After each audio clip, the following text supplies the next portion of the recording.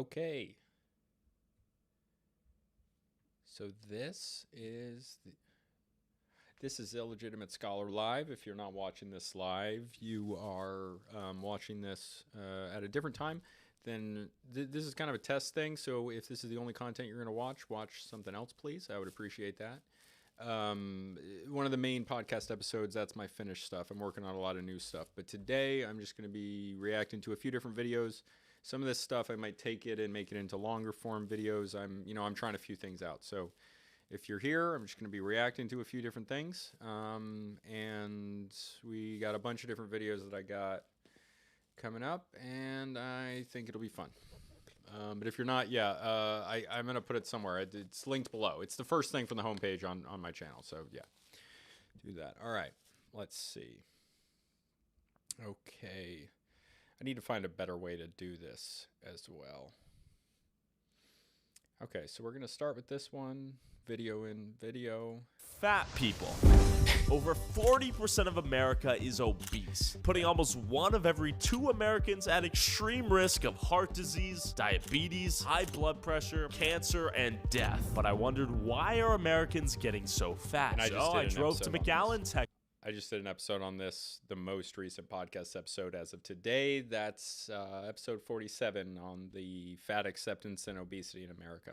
This is the fattest city in America 6 years in a row to see if I could find any answers, but first, I needed some breakfast. What a burger. What do people usually get for breakfast here? Number 21. Okay. So people usually get this for breakfast. Yeah, it's very popular. 980 calories. Really? Yeah. Dude, I mean, I love that. I love food, but damn. All right, McDonald's breakfast. Yeah, the guy in front of us is a pretty big dude. What did the last guy get? I'll get whatever he got. He got a bacon, egg, and cheese and a sausage. Thank you. Calories in this meal, it's probably 1,000. Breakfast number 3. Menu's looking fattening. Would you like to try the loaded breakfast? Is that what a lot of... Dude, 1,000 calories in that. That's not normal. That's really not normal. Oh, and that's a normal American breakfast sandwich and a soda. I mean, you shouldn't be having soda for breakfast.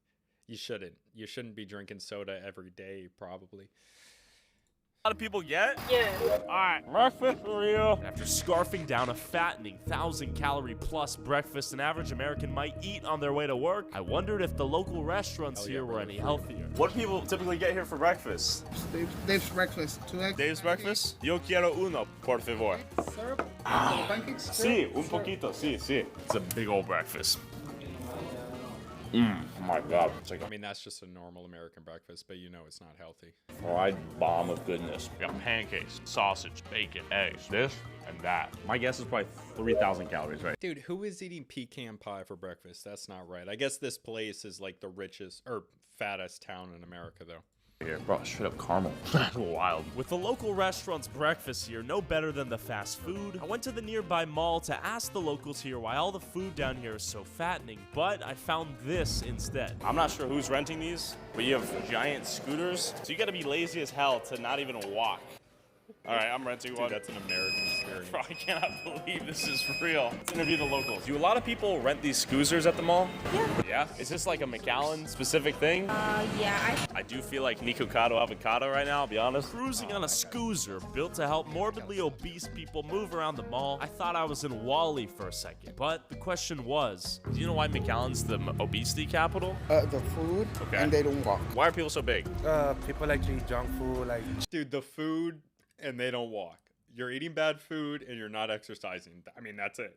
It's that simple. It's not that simple because it's like, hard to get in a routine, and our lives are not built in the West to have a life that makes sense with this, but keep going. Yeah, food. Like you're saying, food. It really is mostly food. You don't even have to exercise. You should for other benefits, but yeah. Chips or McDonald's and all that stuff. and then out of nowhere I met this guy. Yeah, do you have any thoughts? Yeah. All right, let's hear it. What's your name? David. David, how you doing, David? Good, I'm a children's book author, actually. Okay, tell me about it. What's going on? Can I have you guys recording? Un momento, por favor. It's to help the nation. Dude, he spoke to him in English. He says, I can't have you guys reporting, and he goes, un momento, por favor. That's hilarious.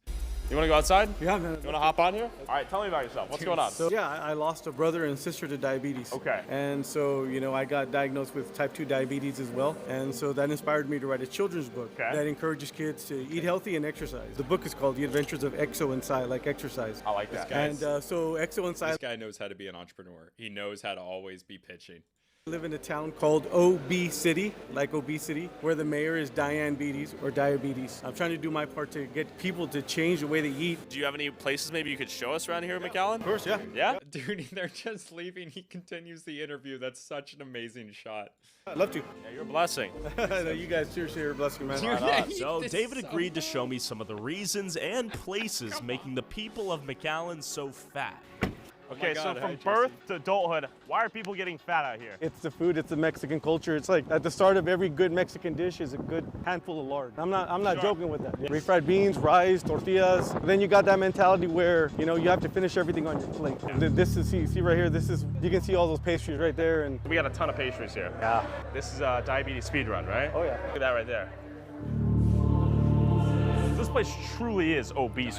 Like, Over 40% of the population down here in the Rio Grande Valley is either diabetic or pre-diabetic. look at that. Let's see the tacos here. Let's see the Something tacos. someone might eat for lunch here. Yeah. Look at the calories. God damn. How you doing? Just asking. Yes, what's up? What were you guys doing? Oh, we're filming a documentary about obesity in America, and we're showcasing the tacos here as a prime facilitator of obesity and in turn premature death. But we'll be quick. The beef fajita taco has close to 1,000 calories right there. Got it. Made it to a Oh my God, this guy just straight up looked at her and just told her, like, yeah, you're causing people to die. Like, you need that confidence. But she had nothing to say because the way he said it, they're confused. People don't like when you say stuff like that. That's hilarious. Oh. panaderia. Panaderia, they just serve a lot of Mexican bakery goods. And you'll notice one thing too. No calorie count out here. EBT, the SNAP also. So you can imagine, the government's allowing people to come and use food stamps They to come accept in. EBT here. Yeah. Government is funding diabetes and obesity. Are you ordering here? What are you getting? Concha, two conchas. Tenemos una investigación diabetes in McAllen. Diabetes, but I ¿Tú tienes control. diabetes? My daughter and my grandson Sí. want concha there. Sí. She has diabetes and she's buying the product. Yeah, she's buying it, I think, for her daughter, her granddaughter. Yeah. I doubt it. She's probably gonna have a snack of that too, right? Yeah, maybe. Where should we head to next? Maybe a taqueria? Okay. Vamos! A papa taco. Every variation of taco imaginable. I'll try un birria. Gracias. All right. Exceso calorías, exceso azúcares. Yeah, that's nice. That hits. Big old bite.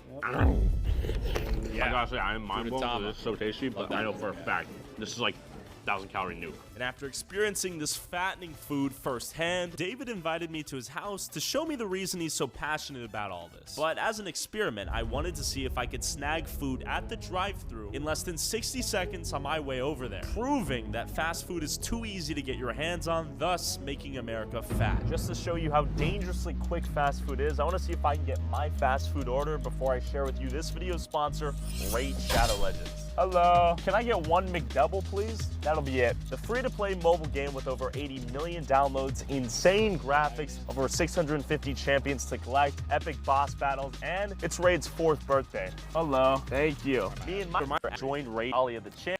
Description to download Raid now. Thus, leading Dude, to I a wish my nation full of McDonald's back, obese people. After I mean, proving food is unfortunately, this too really makes me accessible in want McDonald's. America, I I love made it to fast David's food. house so he could show me why he's so passionate about destroying obesity. Started doing it for these two people right here. That's my brother and sister, Mary and Henry, who passed away from diabetes. So I don't want anybody to have to go through what my family's had to go through, losing a brother and a sister, having another sister go blind. I think I talked about it in this episode, but I have a close friend whose brother died from this, and that it sucks, man. It's gnarly. It's a lot of things you never choose when you're gonna go, but you can make it more likely that you'll live longer. It's a really tough thing to see with the people that you love most. Eat healthy, exercise, and good things are going to happen. Okay, America has hope. America does have hope. After seeing obesity kill David's family, I flew to Florida to meet a guy named Mark who was on TLC's My 600-Pound Life and weighed over 700 pounds. At the end of the show, he lost 200 pounds and the doctor told him the only way he could lose more weight was to get a stomach reduction surgery. We're in Orlando, Florida. We're meeting up with Mark, see what a day in his life looks like. Right now, now he's 487 pounds. We're gonna see what got him here and what advice he might have for others. Yeah, how you doing? So your name's Mark. Mark, yes sir. You were on the show, My 600 Pound Gosh, he Life, is on tall TLC. as well. Right. You lose 184 pounds, you go to the doctor, and he says, hey, now you're at the point where we want you to do the weight reduction surgery, right? Yeah, I did everything the doctor asked. I lost weight. He's like, okay, cool, you're approved for surgery. It's like, well, So, JC, I want to answer this specifically. Cleveland will add this in for a cut spot, but so the problem with pretty much any diet, specifically like any sort of diet, including keto, is that look, keto is great. It's great, and some people it doesn't work great for, but for a lot of people, most people, it does work well. But the problem is that it only works as you continue to do it. So yeah, keto diet is great, and this is the problem with diets, is that like diet needs to happen in conjunction with lifestyle change, as in like you need to not change what you're eating for a period of time. You need to change what you're eating and how you're doing activity, and your relationship with food and your relationship with eating and exercise and your own body in order for it to stick. Because keto is great. Like if you do keto and you always do keto, then that's fine. But that's the lifestyle change aspect. You can't do keto for 3 months and then go off of it for 3 months. I mean, you'll be a mess. But yeah, some diets work well, but diets themselves, they need to be lifestyle changes for them to actually work.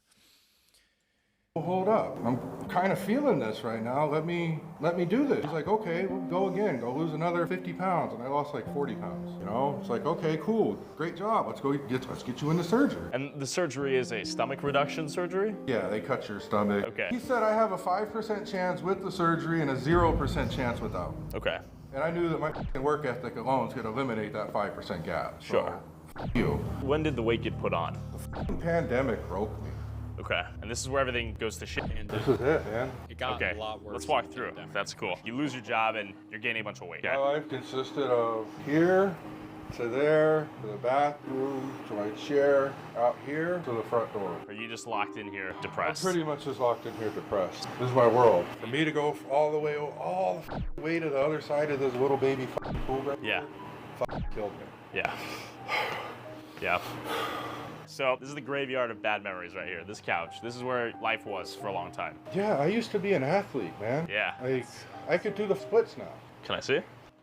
Dude, of course he God, says, "Can I see?" I wanted wouldn't to ask him understand do how that. Mark got to 700 that's pounds pretty good, in the man. first I place. can't- Can we pull up can't get down DoorDash? that This is low. the COVID depression menu. We got McDonald's, 7-Eleven, McDonald's. 2 sausage biscuit, 2 sausage McMuffin, Sure. hash brown, Dr. Pepper. That's breakfast. Wendy's, Baconator. Dude, what he just said, like 4 breakfast sandwiches, each of them with meat and bread. Oh, And a Baconator combo. You get the And you get 2 of them. Little Caesars pizza. And this is all on the same day. Yeah. So As soon you as wanna they be on the show. contacted me back, I was how do you like, think all I'm right, paid for that? it's time to go to work. Got it. Going to work at the time was literally me. One.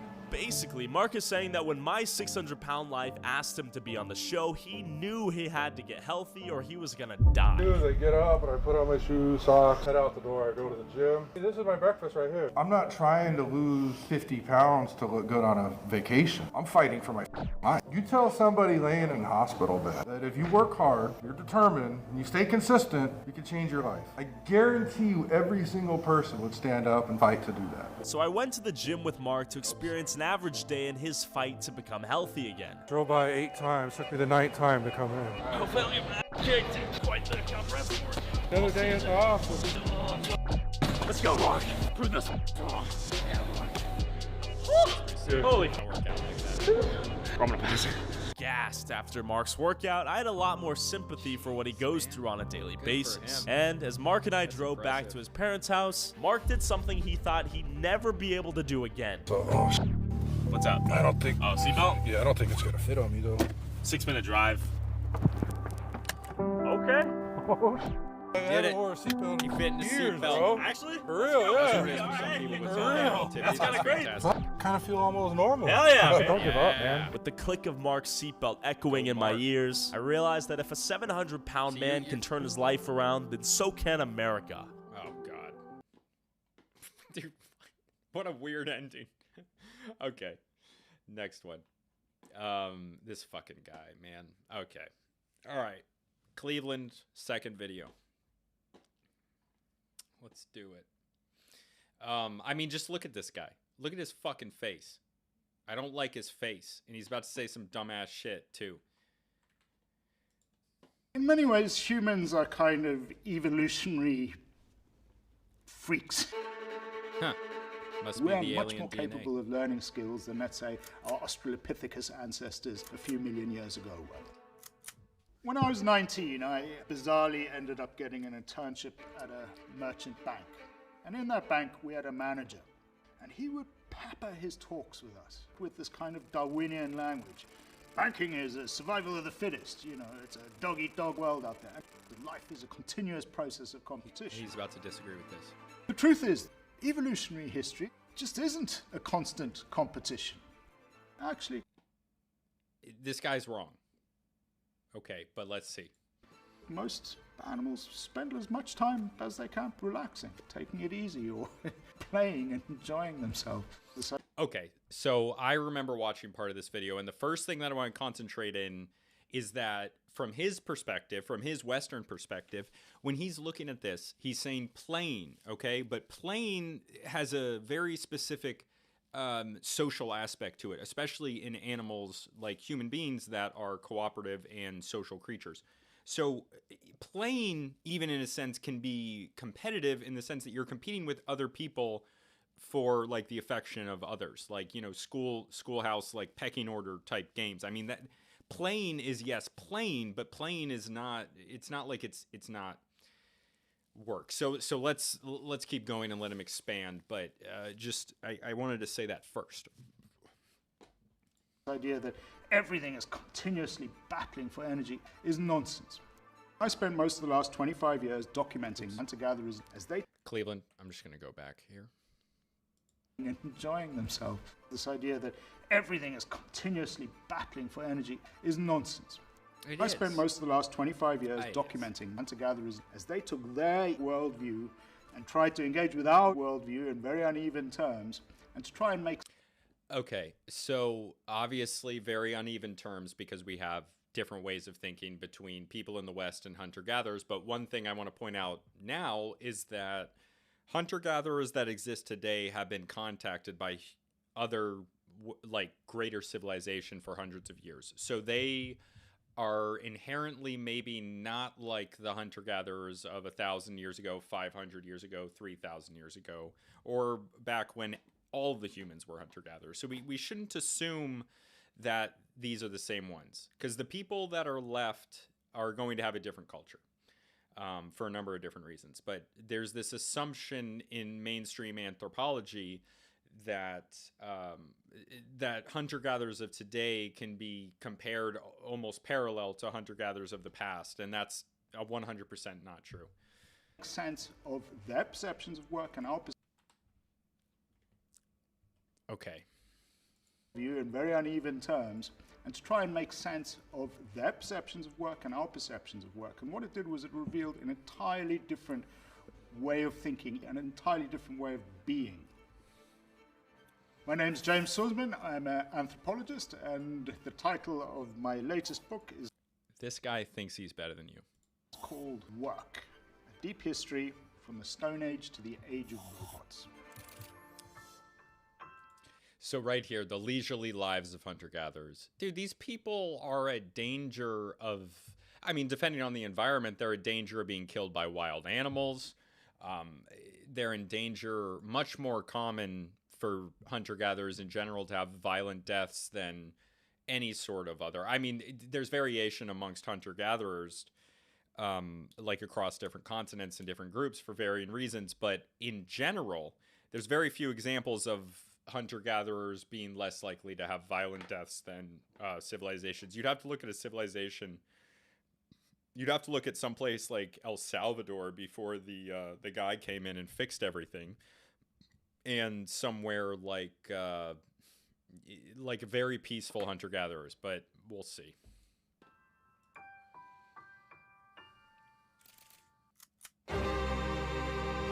When one thinks about hunter-gatherer society, they have imagined a world in which we endured this horrendous struggle for survival in an eat-or-be-eaten world. Nature was red in tooth and claw, and life was hard, and we learned to accumulate and grab resources. It was a great competition for life. But it seems fairly clear we enjoyed quite a lot of leisure time as hunter-gatherers.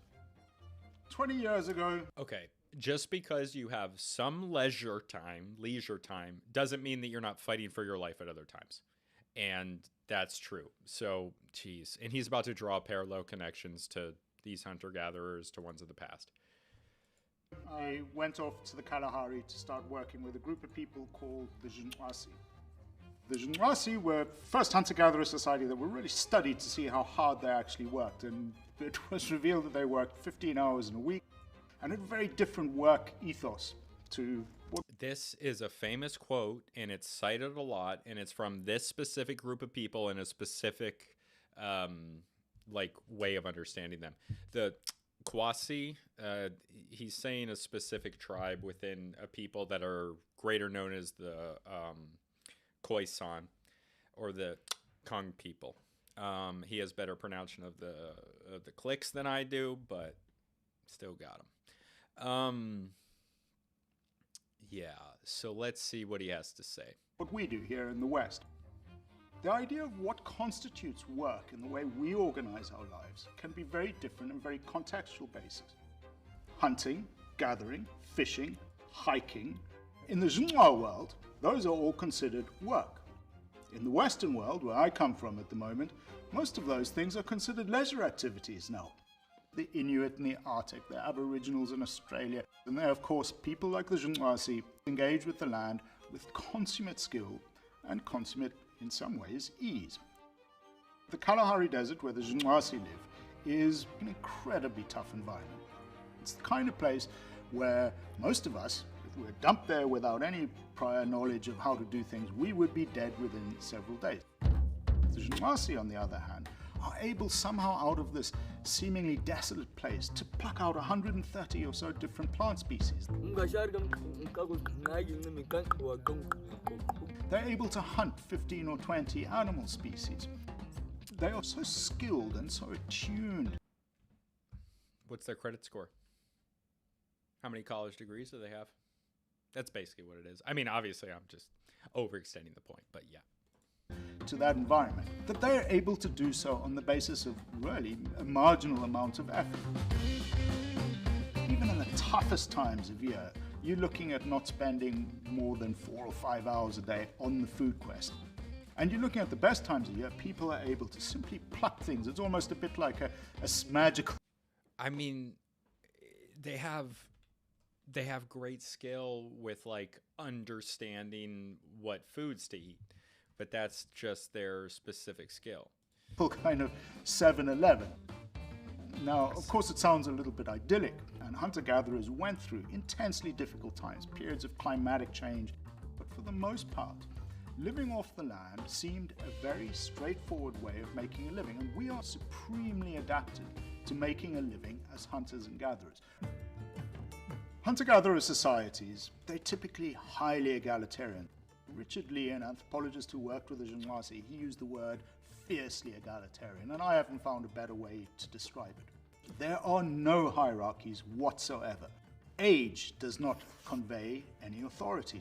Okay, I would have to go to too much detail, but number one, I'm pretty sure this is not true for these people, but it's definitely not true for all hunter-gatherers. There are definitely like hierarchies based on age, and maybe it's not a hierarchy, maybe it's just deference, but still, okay, this is nonsense. To anybody. Gender does not convey any authority to anybody. It's incredibly open and That's tolerant. ridiculous. People don't force things on children. But they also realize that there's an instinct, in particular, they say, not among women, but among men. Young men who go out hunting and they bring in their first big animal, they'll strut in and show off. They'll say that potentially risks upsetting the egalitarian balance that makes the society function. Rather than praise a successful hunter, they mock them. Somebody shows up if they've... Okay, so this is a famous story in anthropology, and yeah, but like it contradicts his point of earlier, because like mocking them, this is a social ritual which is meant to continue to produce the egalitarianism. So it's the egalitarianism is forced. He literally says it himself. It's fierce, which means that it's through social pressure and everything, which means that you're basically through like mob mentality, like an idea of the collective, you're forced to act a certain way. You're forced to act this way in egalitarianism. And just because he's not talking about them, or maybe he's not aware of them, but I doubt it, there's definitely real consequences if people don't do this. Okay, so it's an absolute lie from what he's saying here, that there's no sort of social rules, or him trying to present it that way. And I don't know. They get this very noble savage idea a lot of times, and this is the type of stuff that mainstream anthropology produces. Killed a giraffe, which is something huge and it's enough to feed everybody for ages, and the meat's drying from the branches. They'll say, this giraffe, this bit of a scrawny giraffe, and it stinks a little bit. That's for hunter. Cleveland. They mock them. Somebody shows up if they've killed a giraffe, which is something huge and it's enough to feed everybody for ages, and the meat's drying from the branches. They'll say, this giraffe, this bit of a scrawny giraffe, and it stinks a little bit. And there's this great ritual of humility and insult that goes on. And Yes, the hunter this is will social be control. expected to behave with great humility. And the way it was described by one man, Yes, he said, expected. we use it to gentle young men's hearts. To enable leadership to be based purely on context and competence, voluntarily given and voluntarily. But who judges context? Who judges competency?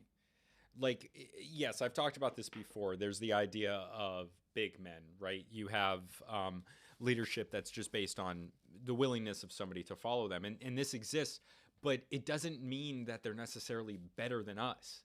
It's not a one-to-one comparison. You can have their type of leadership makes sense in their space and in their experience with the world. Our experience makes sense in ours. You couldn't do egalitarianism in a country of 300 million people. That's why communism fails. It doesn't work because you have to create rules to govern it. And these people still have rules. They absolutely have rules, but those rules are based on 150 people, which is like more direct patronage. Shout out Bogby, but yes. Accepted.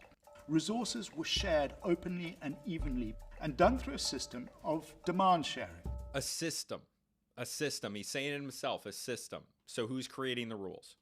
In the system of demand sharing, it is in the right of pretty much anybody to go and ask anybody else for a share of what they have. And it is considered extremely rude to turn that person down under. Okay. So, oh crap, I didn't have it on again. So it's considered rude. It's extremely rude. I don't understand why he doesn't take a step further and think about what are the consequences to somebody who doesn't play by the rules of the society, because it's not going to be a detention. These are not non-violent societies. Any circumstances. It stops any kind of authority. This enabled food The authority is of the people as a whole. resources to flow very evenly and very quickly through society. The truth is now, very few zoologists, in fact no zoologist or ecologist, will think of an ecosystem as governed by competition. Instead, it will be governed by webs of intricate engagements, some of which are cooperative, some of which are less. Okay. This idea that nature Less? is a constant. What do you mean? Wait, okay. Some of which are cooperative, some of which are less. So that's how he thinks about it. He says some of the things are cooperative. There's symbiotic relationships. Like, there's birds that sit on rhinos and eat the bugs and whatever. But the less cooperative ones are lions eating zebras and outcompeting them. Or human beings finding the kill of a hyena or a cheetah and taking it from them and smacking them. Like some wild hunter-gatherer humans do that. So that he just said some are less cooperative in nature. Come on, man. It's not cooperative when a lion eats a zebra. It's kill or be killed. Competition for life is nonsense. Hunter-gatherers like the Zhenghuan, intricate engagements, some of which are cooperative, some of which are less. This idea that nature is a constant competition for life is nonsense. Hunter-gatherers like the Zhenghuasi describe their environment as a kind of continuous flow of give and take between species and interactions. There's absolutely no denying that the extraordinary attitudes that evolved during the hunter-gatherer era have now brought us incredible benefits. We are both incredibly adaptable and culturally intransigent. When change is forced upon us, we're really good at adapting to it. We're amazingly good at doing it, but only when we have no choice. And I think what we might see is a restructuring and reorganization of our societies. Identities now, which are far more hybridized. We certainly have a work identity through our Zoom channel, but for many people, I think there'll be an opportunity to re-engage themselves in the physical space that they are in. And I think it's going to profoundly reorganize the way we think about community. What is he talking about? He's not saying anything. Economists, He just... what we might see is a restructuring and reorganization of our societies. Identities now, which are far more hybridized. We certainly have a work identity through our Zoom channel, but for many people, I think there'll be an opportunity to re-engage themselves in the physical space that they are in, and I think it's going to... Okay, it might be the editor cutting around him, but that didn't make any sense. He's speaking nonsense. It's these big words he's saying with this inflection to make it sound like it's something, but it sounded like a whole lot of nothing to me. Profoundly reorganize the way we think about community, identity, belonging, and self. Economists say we're all universally this kind of selfish beast. Anthropologists, on the other hand, take the very starting point of their experience is based on generally going out and living somewhere where all your most fundamental and basic ideas about how the world works are often turned on their heads. It's a fundamental transition. It upsets your sense of the world. And anthropologists, I think, are based on having this double perspective of being in one world and from another, and then being able to look back in the world that they're from. Okay. And frankly, I think it would be good if we still lived in a world where people could experience another way of living and being to the point that it makes the strange familiar and the familiar strange. Okay, whatever. We're just going to immediately move on. Okay, Cleveland, third video.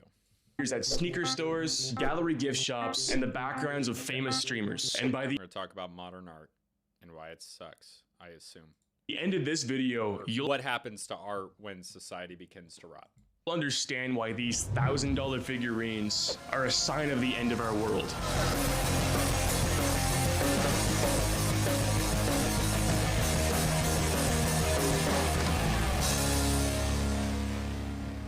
All right, we're at the biggest art gallery in Toronto, and there is a cause exhibition going on. So we're gonna sneak a camera in and talk to some people, really get a perspective on what this is all about.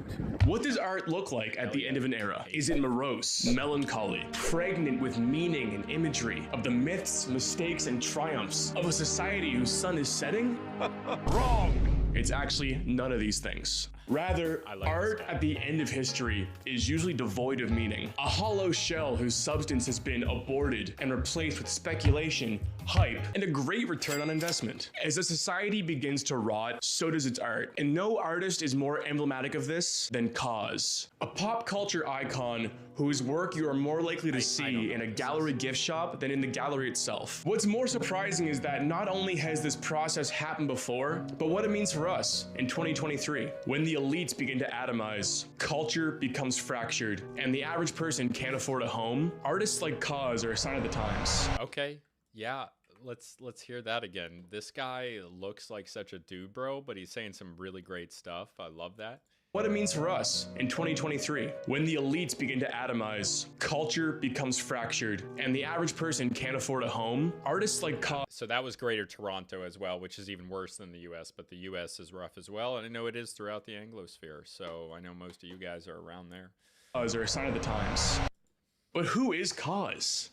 Born Brian Donnelly in 1974, Cause is an American artist and designer. He gained recognition as a street graffiti artist on the streets of New York City, often utilizing iconic cartoon characters such as Mickey Mouse. Cause is known for his distinctive X eyes motif and his exploration of themes related to consumerism and popular culture. His works encompass a range of mediums including paintings, sculpture, and limited edition collectibles. Cause figurine, known as the Companion, was released in Tokyo in 1999, and since then has been re-released countless times. Here they are on stock StockX for $1,000. And everybody knows that StockX is the best place to buy art. But before we continue on the magic of KAWS, we have to go back in time to gain some important context on these cute little guys. Look at them. They're so adorable. Look at this little guy. He looks like he's made of cake. I'm gonna cut him open. He's gonna be full of cake. Our journey of decadence and decay starts where all— Is this guy's like, is this video quality? Like, is that a choice? Like, it looks almost 80s like. I can't tell what he's doing, but his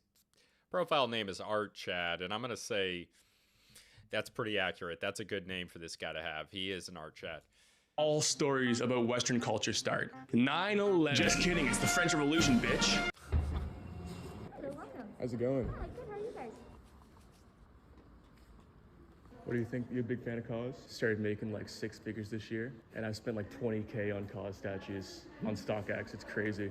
Can't stop buying them. It's the early 1700s, and this is King Louis XIV of France. Now, he wasn't always the king of France. If you can believe it, his father, King Louis XIII of France, was the king before him. Louis XIV would accompany his father on hunting trips to an area outside of Paris known as Versailles, and they would often stay at a little chateau when he went there. Old 14th liked this area so much that when he became king, he turned the chateau into a palace, the Palace of Versailles. During his lifetime, Mr. 14th would expand the palace extensively and decorated it in the popular Baroque art style of the time. He eventually made the palace so big he moved the entirety of the French court and aristocracy to live in the palace with him until he died of gangrene in 1715. That's the one where your limbs rot off and like black spots appear.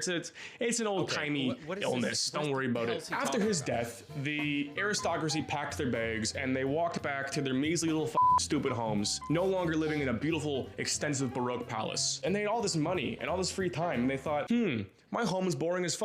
I can't impress bitches with this house. The Baroque style just didn't fit, and they wanted something a bit more intimate and playful for their homes, for their spaces. Enter the next most famous art style in France after Baroque, Rococo.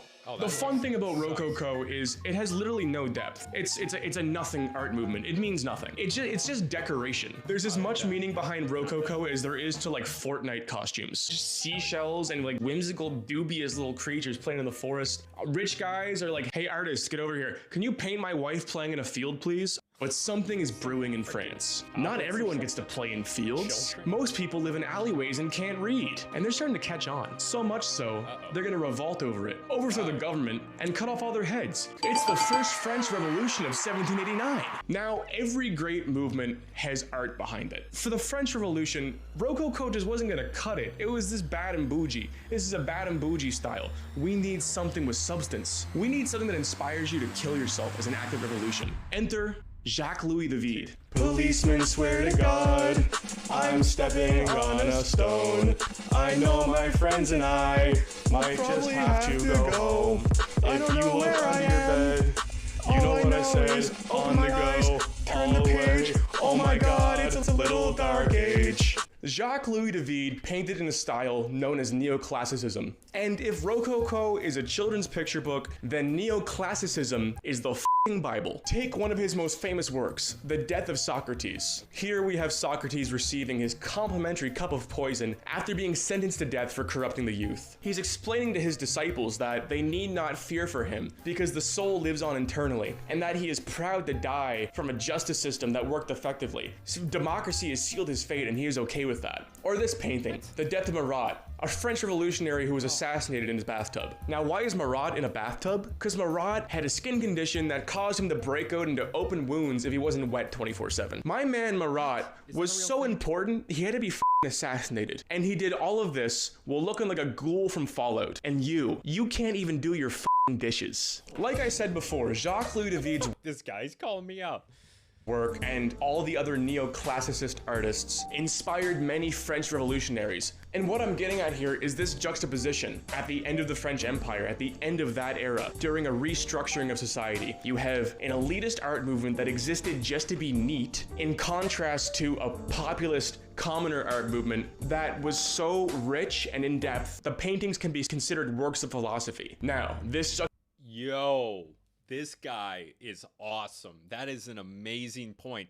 I wonder what the next one is, but Weimar Germany. Okay, so he's talking about these different styles. I guess I missed him for a few seconds talking about how he's bringing up other examples of society going down. But this is some incredible commentary. And I feel like there's like a comparison with what he's doing and what I try to do, what Stone Age Herbalist does, Good Old Boys, you know, all these great dissident people giving opinions against the mainstream. I mean, philosophy and anthropology, all these things in the mainstream and the main institutions. I mean, it's basically the art form of this soulless garbage that he's talking about at the end of Civilization. I mean, it's ridiculous, redundant, non-inspiring.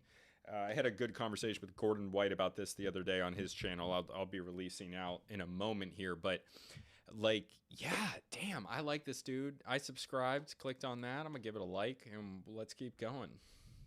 Juxtaposition, this contrast, the paintings can be considered works of philosophy. Now, this juxtaposition, this contrast, this brings us forward to cause. Just kidding, it brings us to Weimar, Germany. A big cause fan. I'm trying to figure out what this all means. I don't really know what it's all about either. I know it's very popular right now. It's one of our most popular exhibits. But I'm not really sure what the whole story is. Just slap us. Weimar, Germany is like a society speed run. The Weimar Republic begins in 1919 after the end of World War I. And Germany was exhausted, bombed this shit, broke, and they were getting sued and by like every European nation. And now Weimar, Germany figured it out for a bit. After they paid off all their debts, their currency basically zeroed out and started from scratch. Weimar had a brief period of prosperity in the mid-1920s. This came to an end when the Western Weimar had a brief period of prosperity in the mid-1920s. This came to an end when the Western world entered the Great Depression in 1929. Weimar, Germany met its fate in 1933. Some obscure Austrian-born politician, Adolf something, anyway, forget about him. All that matters is that the Weimar Republic lasted 14 years. And you're thinking, wow, such an extreme and bipolar era must have produced art that was just as radical. Art that really captures and represents the highs and the lows of a society who was on the event horizon, who was on the edge of glory for every year it existed. Wrong again, numbnuts. It was f***ing furniture. The Bauhaus School started in 1919 in the city of Weimar, and it aimed to completely mix form and function with furniture, with the goal of making furniture that would be mass-produced. The school's founder, Walter Gropius, said that the furniture, the art was apolitical, completely apolitical. For the love of God, don't worry, the furniture was not political. Now, although the goal was eventual mass production, Weimar, Germany didn't have the resources to pull that off at all, so all the school really produced was one-off pieces of avant-garde furniture. This may have eventually happened, but the school got closed in 1933 because of the Gestapo. Now, Bauhaus may be The Gestapo closed the school. Oh, akin to Rococo in the sense that it's a meaningless elitist art style, but exactly like the late 1700s, it doesn't tell the whole story. If neoclassicism was the antithesis of Rococo, then the distinct Weimar art movement, New Objectivity, is the antithesis to Bauhaus. Now, what is New Objectivity? The art movement New Objectivity was true social commentary on Weimar life during the 1920s, headed by artists like Otto Dix and George Grosz, both of whom were World War I veterans. George and Grosz depicted imagery of drug use, prostitution, theft, debauchery, things that were far more representative of Weimar life during the 1920s, as the hyperinflation and lack of jobs forced many people to a life of crime, and there was tons of World War I vets coming back and trying to resettle in a society that had gone decadent. Otto Dix even has a series of prints that depict the horrors of World War I, bodies of soldiers, rotting skulls, soldiers who had recently committed suicide in the trenches, all things he saw during his time serving Germany. And here we see the exact same juxtaposition we did with Rococo and neoclassicism during the end of an era and the beginning of a restructuring of a great reset of German society. Man, I thought you could buy them in the museum. I didn't realize you could buy them in the gift shop. That was so cool. Yeah, this is probably the only place in Toronto you could buy a cause t-shirt for retail. 50 bucks. You could probably take this and then just like walk down the street and sell it to a sneaker store and make a profit. At this point, you probably see. Is that actually true? Because it feels like it could be true. What I'm getting at, you know, cause is decadent, cause is meaningless decadent art, and, you know, Brian Donnelly even made an explicit post saying that his art was apolitical and that he never wants to upset anybody. Everyone knows that the best art is art that doesn't upset anybody. It never made anyone upset. That's what art's about, don't you know? Didn't you hear that? You may think you know what I'm getting at, but you actually have no idea what I'm getting at. You see, you can't put the blame on cause. This isn't an anti-cause video as an individual. Brian Donnelly probably isn't some money-hungry demon who set out to destroy creativity. creativity. He is a commercial artist who has found great success and popularity. That is the goal of every artist. Cause has... No, oh yeah, like I mean, I might make fun of the guy if I look at him, but like, no, he's making something that looks cool. That's what he's doing. It's a sign that the issue is on the societal end where they like something like this and the way that they distribute it and how it's decadent and all that stuff. It's not, he's not the problem. Seen massive commercial success precisely because his art is meaningless. It's the perfect candidate for a hotel lobby, a celebrity art collection, or to be traded on StockX. Most importantly, he's making other people money. And by the virtue of that, these meaningless f***ing vinyl figures of Mickey Mouse and Family Guy have been propelled to pop culture icon status. But like the previous two examples, just focusing on cause doesn't tell the whole story. It does not properly represent what life is like in the 2020s. So what's the missing piece? It's us, me and you, on the internet, hanging out, being friends. We are the grassroots movement trying to represent what life is like in the 2020s. What life is like during the end of the Western Empire, where the next 20 years look completely uncertain for us. How do we do this? We do this through memes. You won't find a crisis of meaning, nihilism, political extremism, that's amazing, existential dread when you look at Cause's artwork. But you will find that every... I'm gonna go back to the beginning of this. Oh my god, I did not see that's where this video is going. That's amazing. The real art is the friends we made along the way. You spelled friends wrong, JC. F-R-E-N-S, friends. 2020s. So what's the missing piece? It's us, me and you. On the internet, hanging out, being friends. It's already in the thumbnail. We are the grassroots movement trying to represent what life is like in the 2020s. What life is like during the end of the Western Empire, where the next 20 years look completely uncertain for us. How do we do this? We do this through memes. You won't find a crisis of meaning, nihilism, political extremism, existential dread when you look at Cause's artwork. But you will find that every time you open Instagram or TikTok. Cause and other meaningless pop artists are at odds with a grassroots commoner art style that's completely avant-garde and completely fresh. That's what memes are. And for better or for worse, memes are driving us to action the way that pop art can't. The same way Rococo couldn't during the French Revolution. These two opposing forces represent the end of the Western Empire and the beginning of something entirely new. Art Chad, you and I are going to be friends now. I'm going to find you on Twitter and we're going to be friends. Oh my god, love this guy. It's him. It's really him. Cause. Is cause a sign of the apocalypse? Is he going to cause World War III? To answer the question on everyone's mind, should you put all your money into crypto and buy a f***ing bomb shelter next time you see a Cause figurine? Yes, that would be funny. Just remember that when you see a Cause figurine, you should recognize that something strange is happening. And when you see a meme about touching grass, you're not alone in thinking that something strange is happening. Things are about to get very, very interesting. And that's why, come on class, say it with me. Say it with me now, you should never kill yourself. Exactly, you guys are learning quick. Policeman swears to God, I'm going for his gun. I think my friends and I should probably go for his gun. It's amazing. Okay, I linked his profile in there. Please like this video and also, you know, check him out. He's out there. I'm going to go to the next video in a second, which is going to be what if we had 1914 borders today. But I'm going to click on his profile first. You've seen these figures at sneaker stores, gallery gift shops. He's got 95 followers, 98.8% Scottish, Canadian fuck. He's probably from the Maritime provinces. Oh, Toronto. Not too far from me. How the hell does he even uses it? He uses it. Okay. All right, well, let me just send a video to this guy. Why does he only have 90? He has 20,000 subscribers on YouTube. Whatever, I'll say something to it later. We're going to watch this. Oh, I wasn't sharing the thing again. I want to improve my my setup a little bit still. Yeah, Cleveland, next video.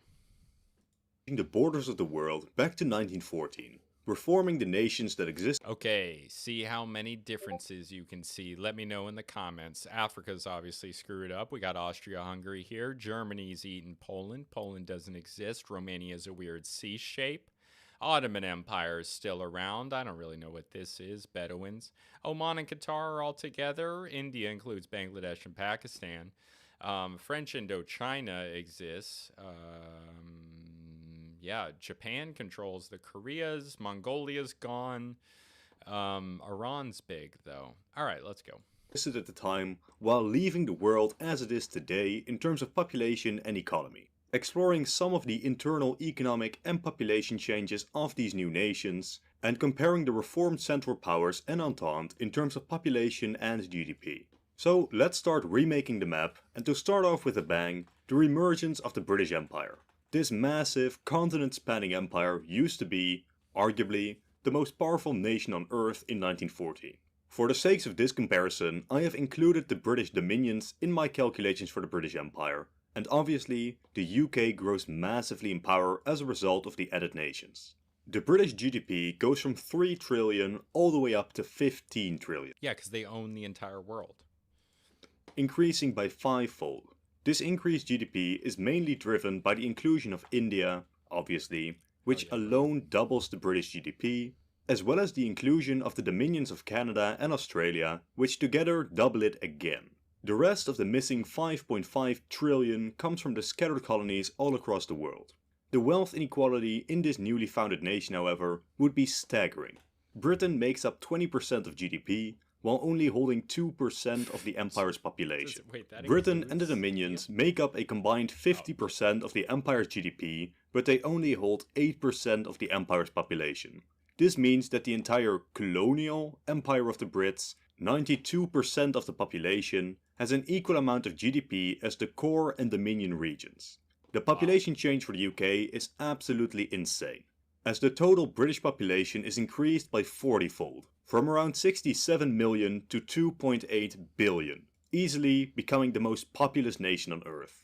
The vast majority of this population, almost 2 billion, live on the Indian subcontinent, with another 500 million we reform the empire again. But, German. With all stored Nah, I don't care. This isn't that relevant. The worst Joe Rogan experience guest of all time. Might not watch this entire one. Cleveland, next video. But this guy, you're going to see who it is in just a moment.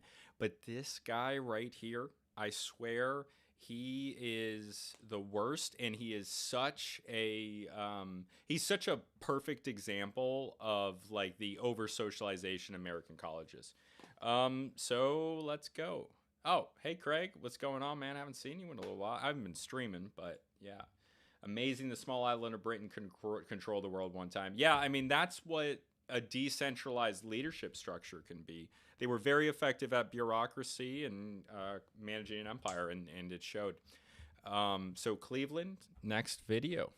I'm going to be taking a look back at a classic JRE episode, number 1282, with Adam Conover. This is probably one of Joe's most disliked podcasts, but it's one of those things where it's so bad it's actually entertaining. I mean, this guy Adam, he did not know what he got himself into, and it's like he's never had a conversation before where somebody's actually disagreed with him because he was not prepared for somebody to question what he was saying, and I don't think he's thought through 90% of the stuff he's talking. This man is used to information being fed to him in a certain way. I mean, he's an extreme conformist. From everything I've seen of him, and we'll see it more now, but from everything I've seen of him, he seems to really believe it.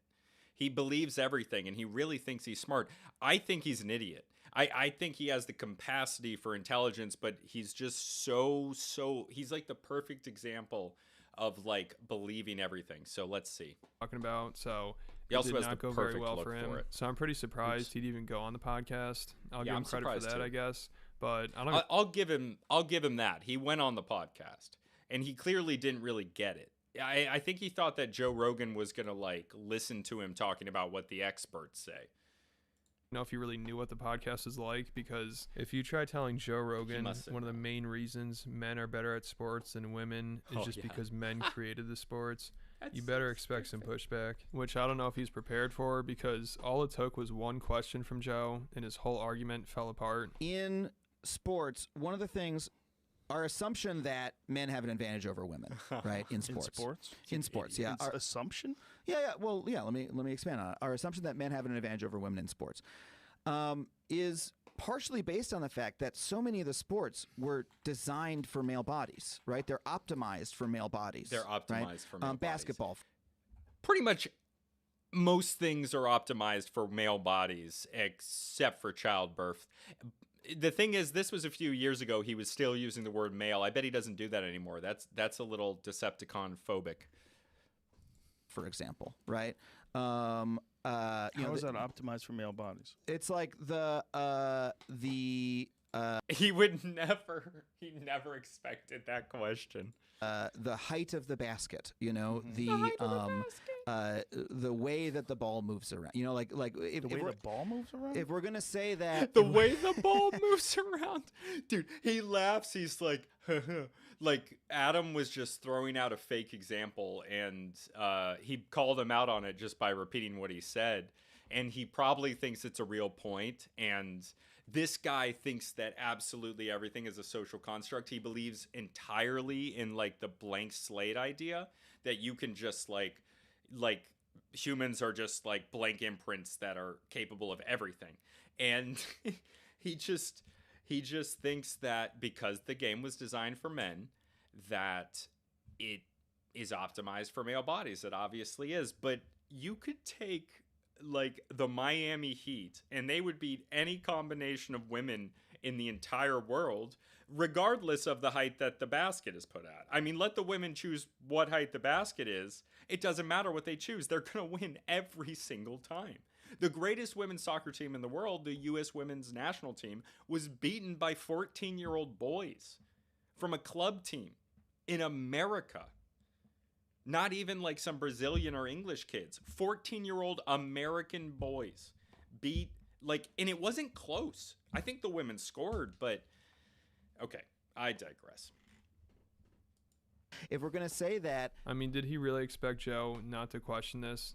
Honestly, somebody needed to. Clearly, the people around him are not doing the job, and they're just agreeing with all this nonsense because, I mean, all it took was one question. How is basketball designed for males? And his response was hilarious. The height of the hoop, any height that hoop is at, men are going to be dominating. And then also the way the ball moves around. I don't even know what he means by that. See, men, they have these hands that are like at a certain angle based on the way the muscles are structured.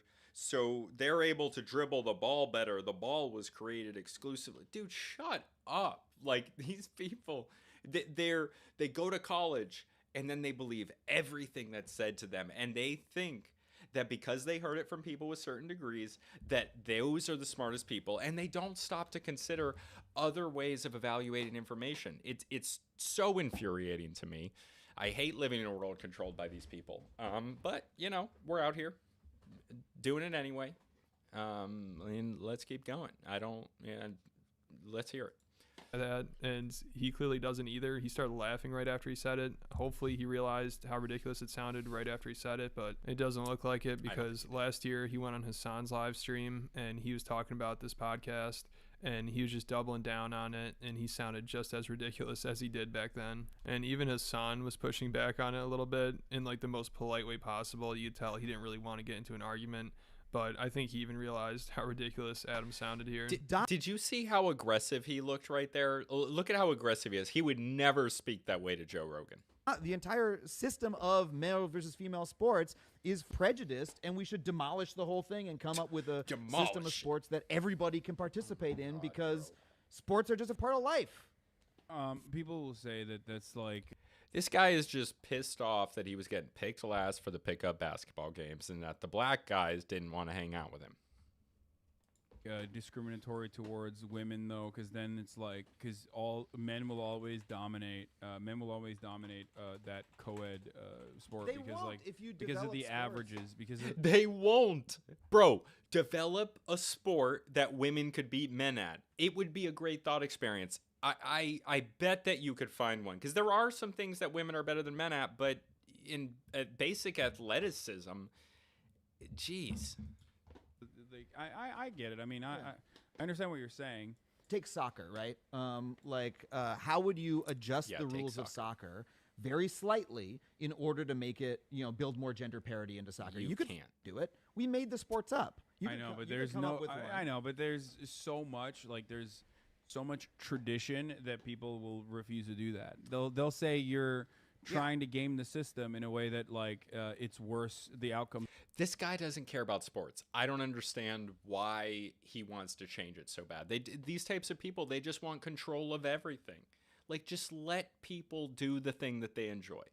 Are worse overall because co-ed automatically means worse because as it stands currently, co-ed is worse. And he sounds like somebody that knows nothing about sports. If he honestly thinks you just change a rule slightly and then all of a sudden men and women are going to be equal in soccer and basketball, and his reasoning for this is always just, we invented sports and men invented sports, so that means they're better. That's the only reason they're better. I mean, who believes that? And I try to get him to look at it with a bigger picture and say hey man, dude, sports are... I'm sorry. I'm stopping this so much. I'm not going to be able to get through this whole thing. But I tried to get him to see the bigger picture. They will always, and when I say they, I'm saying always. I shouldn't be doing that. But it's very common for people that evaluate information based on this idea of these institutions knowing best based on, you could call it the technocracy, manager culture, these types of things. Often they will talk from a position of authority, and when someone doesn't agree with them, it's not that they have a different opinion, it's that they're not seeing it from an open enough mind. But they won't do the reverse where they're like, maybe I'm not open-minded enough to the possibility. They'll just consider you to be it. This is a very toxic idea. It's not only people on the left that do this. It's not just people on the left that do this. People on the right do this as well. I would say, in my experience, it's more common on the left, but it's definitely true of quite a few people on the right as well. They'll, it's a closed-minded way of thinking. It's not something I have a lot of patience for.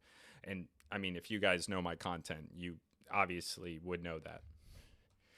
Social constructions. We made them up. Social we constructions. Is that how I sound when I talk about social constructions? I want to take these terms back. Social construction doesn't mean what this fucking guy thinks it means. Ugh.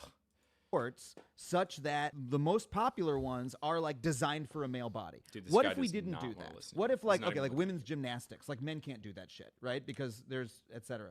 What if we invented sports that we did not have a problem with this with, right? This guy because wants to sports invent is a new fun thing to sports. do. Try to invent Sports a is something sport, that bro. everyone should be able to You participate do it. in. So what if we invented some less gendered sports? He was not willing to entertain that conversation. He was I was like, this is... Come up with one fucking idea, you stupid nerd. Is this not interesting? And he wouldn't go there with me. And nobody's stopping you from creating a new sport. If he really thinks there's a sport out there where men and women can be equal and it'd be competitive and entertaining, then go ahead and start it. But it's insane to think that basketball and soccer, billion-dollar industries, should start experimenting with their rules so they can try to make men and women equal so they can start playing together. That will ever happen. And I don't think female athletes are even arguing for that. Obviously they want to get paid more, and some of them once in a while be like, yeah, I could be an NBA player. But in reality, if you're like, hey, you got to go out tomorrow night. Dude, they know they can't. They also know they'll get attention. And I'm not saying that's a bad thing. I do the same thing, man. I say some crazy stuff on Twitter just to get those impressions. I get it. It's the game, bro. I don't blame a female basketball player for saying that she could smoke LeBron James. You should talk that shit, man. You know it. They know it. Vanity Fair doesn't know. They're gonna publish that shit. And guard LeBron James. I don't know if they're interested in that. And of course, one of the reasons Adam is making this argument is because he wants trans people, trans women in particular, to be able to compete with biological women. And of course, Joe is completely against that. And he goes on this whole rant about how unfair it is and why it's unfair. And then at the end of it, Adam's just like, yeah, I disagree with that. And Joe's like, what do you disagree with? He's like, well, listen, I'm not an expert on this subject. And you're going to be hearing that a lot. He says that probably 20 times throughout this podcast. Be able to have a it common seems like whenever he sense gets idea cornered, he's about like, winning well, I'm not an bodies. expert on this. I didn't know if you're aware of that. It's like, yeah, I think we could tell once you start talking about how the only reason men are better at basketball is because the way the ball moves around. So if you're a woman and you're a natural woman and you don't take any extra hormones or male hormones, you're not taking steroids or any sort of performance-enhancing drugs, you're doing your very best to compete and you're at the top of the heap, but then someone comes along that was a man for 30 years and decides that they're going to be a woman, and this has happened, and literally transitioned a few months ago and competes as a woman and destroys records and dominates you in that sport. That's bullshit. Strong And woman. that's not competing on a level playing field. That's a person who's biologically a male and who is a male for 30 plus years of having testosterone run through their body and affect their tendon strength and affect the shape of their bones and the mechanical advantages of the male hips versus the female hips.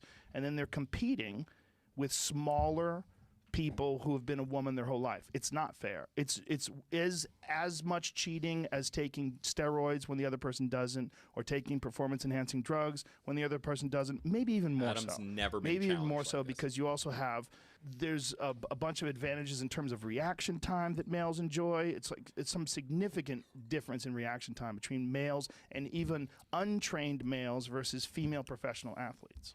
Well, I disagree, and I've. What do you disagree about? I've already. Well, my main point being the one that I already made, right? That like, I don't think that The one that I already made that made no sense.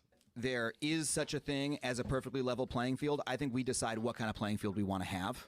Sure, but we do make the distinction where we don't allow men to compete in women's divisions. And I think that distinction may be breaking down a bit, right? And I think it may be time to break down that distinction a little So bit. you think that males should be able It's time that we start being more inclusive in sports. It's really time. It's past that. Hello, welcome to 2023. Jesus, man. Why do you want to be effeminate like this? able to compete in the women's division of weightlifting? No, I don't necessarily. But they can if they transition. Well, first of all, there's a lot of stuff to break down, right? And I'm not an expert on the subject, right? So it's just sort of off the top of my head. And him saying he's not an expert on the situation is basically just saying I'm not trans and we should talk to a trans person about this. He makes it sound like only trans people should be able to give their opinions on these topics because they're the most affected by it. But if you're talking about sports, then female athletes are obviously going to be really affected by this. So you should probably listen to what they have to say. And I'm not an expert, you know. Too Lazy to Try is one of my favorite YouTubers. So, you know, if you haven't checked out his stuff, give him a look. He breaks down comedy videos, but these takes are impeccable. They're unbiased. Well, nothing's unbiased, but you know, these are straight takes. He's not biased in any way. He doesn't always take Joe Rogan's side. I watch all of his videos. No, I'm not claiming to be an expert here, but I would imagine most of them probably really aren't that into the idea of somebody transitioning and then coming into their sport and dominating it. You know, they could lose out on winning a championship. They could lose out on a scholarship. They could lose out on a job. You know, like if a trans person joins the WNBA, they're obviously going to be taking away a spot from somebody. And I don't know if women want to be competing with somebody that was born a man who could be like some 7-foot tall person that transitioned later in life, and then they join the WNBA and they're just dominating and dunking on people. And I guess it would make it more entertaining for the... This shit would be over tomorrow if LeBron James joined the NBA and threw up 150 points in one game. They would be the most watched WNBA game ever. I don't know why they do that. That's how you get the WNBA to be possible. You let trans women compete, but especially LeBron James. But if they let trans women in, which they won't, and they won't talk about it, league, but then eventually it'll just be dominated by trans people. So I don't know if they really want to go down that route, but I don't know. Maybe we should consult with the experts. You know, one of Adam's 10,000 trans friends, it's hilarious how much he brings this up. Like every 10 minutes he says, you know, I'm not an expert, but I have a trans friend I could talk to about this. Like he sounds like Rick from Pawn Stars if all his experts were trans people. Again, I'm not an expert on this, and you know, I'd love to. This is the kind of topic where I really want to make sure that I know the research and that I'm, you know, also speaking to trans folks, you know, we have to hear their lived experiences. This conversation. But so to touch on just what I've, you know, I have a friend who has a trans kid. Don't know the kid's exact age, but you know, we're in the age range that we're talking about. And, you know, he's explained that like, well, you know, my child from a very young age consistently like said, I am a girl, like, and has never contradicted themselves, never changed their mind. And so the humane thing and the thing that he felt was good to do as a parent was to like embrace that choice on his child's part, right? Okay. But if that's who they are, if they think that they're a girl, why do you have to give them hormones to make them more of a girl? Because I'm sorry, can you expand on the question? It's a simple question. If you say that the child thinks it's a girl, so you're going to give the child hormones. So what trans people... It's a good question. It's a question I have. Now let's hear what he has to say. And then I'm done with this guy. Express. And again, I'm not an expert. This is from me talking to my trans friends and seeing what other trans folks What say. their lived Look, so all I can do... And what they do here is they pick out the people that they listen to, of course. Is defer to the experts that I know about this, right? So, for instance, there's an author named Bryn Tannehill, who's a former military helicopter pilot. I just interviewed her for my new podcast. So, look, I know quite a few trans folks, right? I do know also among the trans folks that I know, or the trans people who speak about this that I've heard. I'm very curious, and this is what I'd go consult my friend or my recent interview subject, Bryn Tannehill's work on this to see how many. But I would really... Okay, you know what? We don't need this guy anymore. I will leave you with the one thing Craig says in the comments. My son thought he was a ninja. Look, when I was younger, if the option was available to me as a white guy living in Asia in 5th and 6th grade, I would have been transracial. I'm not kidding. I'm being really honest with myself. I lived in Asia. I wanted to be Asian. I did. I just did. That's what happened. That's what it was back then. I wanted to be Asian. And if the option had been culturally acceptable, I would have taken it. And do with that what you will. Let's go to the next one. Okay, let's see what we got here. That's all you need. And you're gonna be in it? Yeah. What's your role? I'm just a nigga with a rocket launcher. Oh yeah, brother. Hell yeah, brother. I just threw that one in as a little treat for you. I'm an N-word with a rocket launcher. That's a classic. I'm not Kyle, so I'm not gonna... Oh God. Okay. So this one, which race has the best stats? I haven't watched the entire thing. I watched about 20 seconds. So let's watch it together. A video game, what would their stats be? Let's start out with the blacks. HP, low. Turns out not having great access to healthcare means you don't live as long. Buffs, Johnson size. Debuffs, credit score, and fat white women. Strength, I'm gonna say pretty high. Speed, high, but not high enough to escape their masters, apparently. Resistance, awkwardness. Black people are just born with a certain level of swag and have maxed out their support levels. IQ, low. And don't blame me, you're the one skipping school. Sure, you come from a single-parent household with a father in prison and teachers who don't want to put in the effort, but not getting good grades is still your fault. Oh, well, I'm smart. Okay, here's a math problem. You have $250. The stock market goes up an average of 7.5% a year. How much money do you have at the end of the year? The answer is nothing, because you spent it on a new pair of Jordans. Endurance. Bro, you can still put shit like this on the internet 2 weeks ago? Holy shit. What is this? Okay, let's continue. Incredible. I mean, they literally built America. Luck, terrible. To go from slavery to segregation to finally getting your own Band-Aid color is pretty unlucky. Stealth, depends. In daytime, it's terrible, but nighttime, it's max. The only thing you'll see is floating Sauron eyes with an occasional puff from a Newport. Special ability, better at all sports. Have you seen the top 20 basketball players? It's black eye, black eye, black eye, black eye, black eye, black eye, random outlier, black eye, black eye, black eye. Next up, Asians. HP, massive. In the United States, they have the highest life expectancy. Probably because dying isn't nearly as bad as bringing your family shame. Debuffs? Sorry, Asians. God, did you... Wait, why was that bringing your family shame? Probably because dying isn't nearly as bad as bringing your family shame. It's just a white chick, a white trash chick, and the Asian lady's crying, and the dad's all mad. Oh, no, dude. Oh, no. Okay. Shame. Debuffs? Sorry, Asians. God did you dirty in the Johnson department. Buffs? Luckily to balance it out, he made every Asian child size. Strength, in relation to body weight, high. Compared to any black person, low. Speed, average. Okay, guys, I'm sorry. I'm not sure this has a whole lot of cultural significance, but we're going to give it a little bit more time because it's not that long of a video, but oh my God. Unless it's a hot dog eating contest, then they're an expert in farming. Resistance, proud parents. IQ, Asians are close to maxing out their IQ. I guess having your teacher beat you with a rod, then having your parents beat you with the same rod is a good way to increase work ethic. Happiness might exist if they had Christmas. You know why Asian kids don't believe in Santa? Because they're the ones making the toys! Endurance, very high. Working in a sweatshop is hard, and I should know because I've walked a mile in their shoes. Luck, average. A mile in their shoes, but it's... Very high. Working in a sweatshop is hard, and I should know because I've walked a mile in their shoes. Luck. Luck, average, which isn't surprising considering most of them are bots. Special ability, invisibility. What does that mean? What does that mean? Their shoes. Luck, average, which isn't surprising considering most of them are bots. Special ability, invisibility. I don't even know why ninjas wear masks when you can just back up 10 feet into a crowd and completely disappear. Next up. Dude, oh my god. I didn't know you could still make stuff like this. I mean, I'm shocked. I'm enjoying it, but I'm shocked. Lights. HP, above average. Buffs, jab applications. Debuffs, a girlfriend with no gag reflex. Strength, physically average. Strength in dominating other countries. Max. Speed, like kids on Adderall.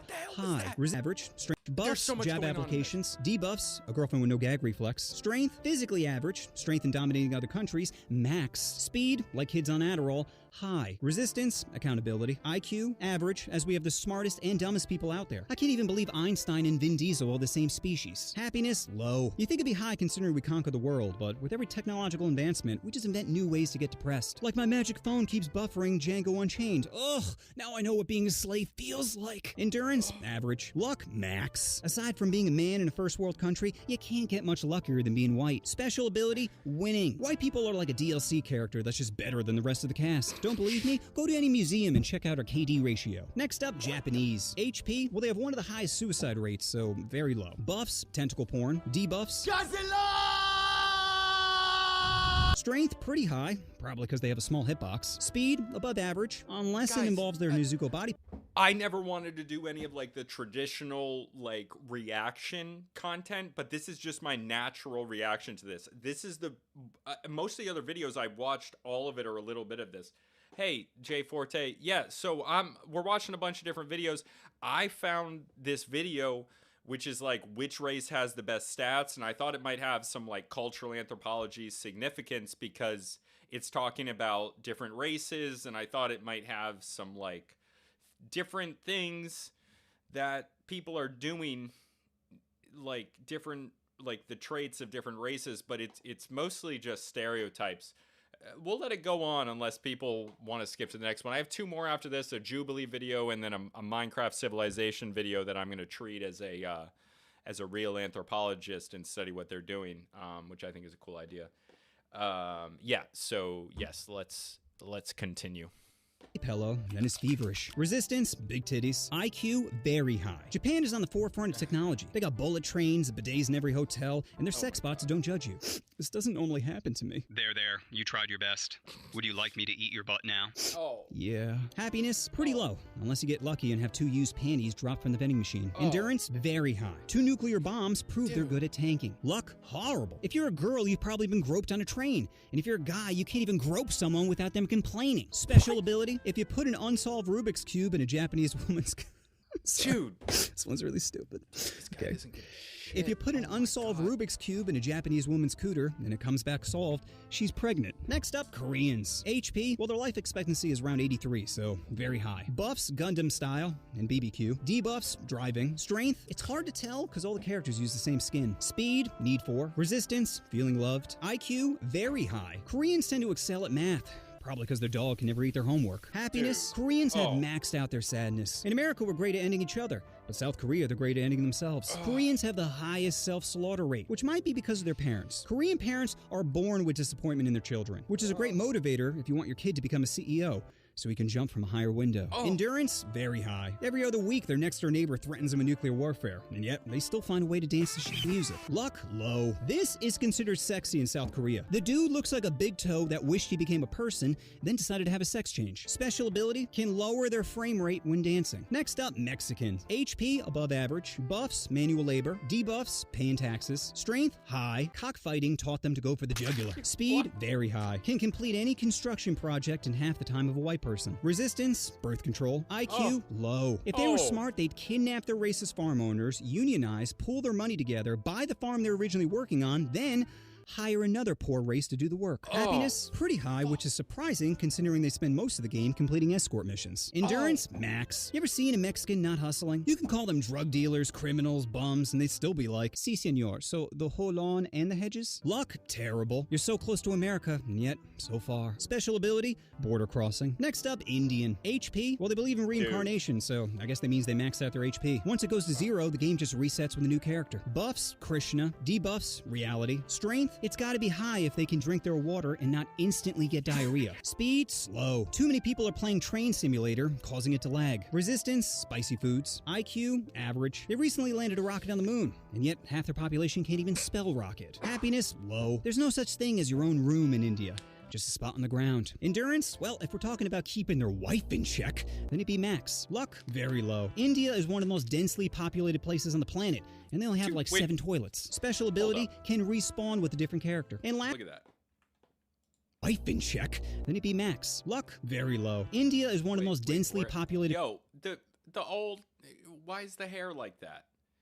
places on the planet, and they only have 7 toilets. Special ability can respawn with a different character. And lastly, Native Americans, who are in desperate need for a buff. Their HP is very low. They have the worst life expectancy out of all the races, probably because a shaman shaking maracas doesn't help cure cancer. Buffs, peace pipes. Debuffs, spawn camping. Hey, what are you doing on my land? Strength, low. You know what beats a bow and arrow? Any gun. Speed, very low. Which would you rather, 1 horsepower or 640? Resistance, fast travel. IQ, low. If Pocahontas was smart, she would have blown her way to the top. Honey pot the enemy into revealing some of their war plans. But instead, she was too busy getting her clam wet, as her people were the ones actually getting fucked. Come on, Happiness, bro. depends how good my trip is. Endurance, very low. I'm pretty sure there's only 14 left. Luck, low. That dream catcher isn't preventing nightmares. It's making you live one. And special ability, obviously, tax-free land. So after crunching the numbers, I can safely say the race with the best stats is the whites.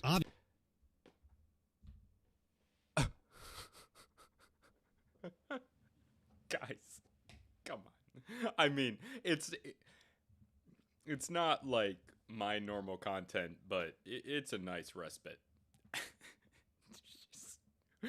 I agree. I mean, keep going. Obviously, we always win. Sure, other stats may be better, but there's no patch notes for how broken we are. So that's my vid on which race has the best stats. White's Special OP. thanks to @user dash... It looks like he threw his face on the keyboard for giving me this idea. As soon as I read it, I knew I had to do it. It's just so perfect for this channel. Okay. Oh, fuck. Okay, that was fun. That was enjoyable. This one I'm probably going to jump around, but we're going to watch some of this.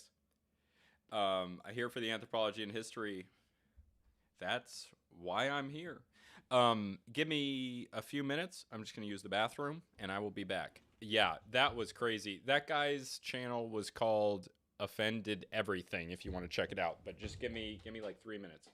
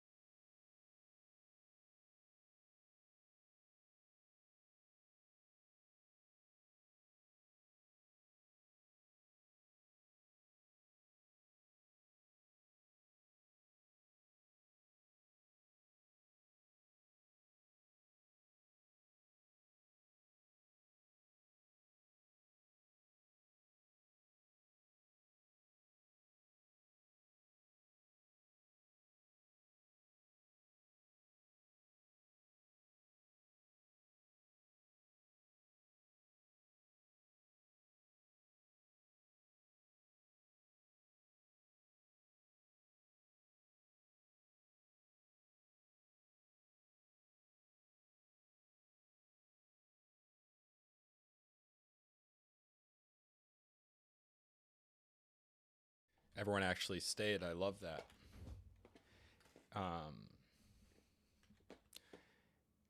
Cleveland, next video. I would have forgot to say it. Okay. Jubilee, rich versus poor, is the economy rigged? Guy, I can make millions of dollars, and as a real estate guy, I can make millions of dollars and use the exact same tax loopholes that a Donald Trump would use and pay effectively no tax. And does that make me a bad guy, or did I just study the tax code? It makes you a bad guy, yeah. It makes you a bad guy? How does that make you a bad guy? It's a good clip to use.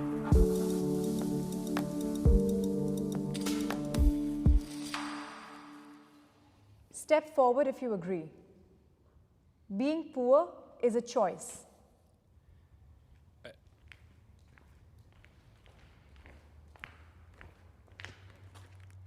I do not want to be disingenuous. Yo, okay.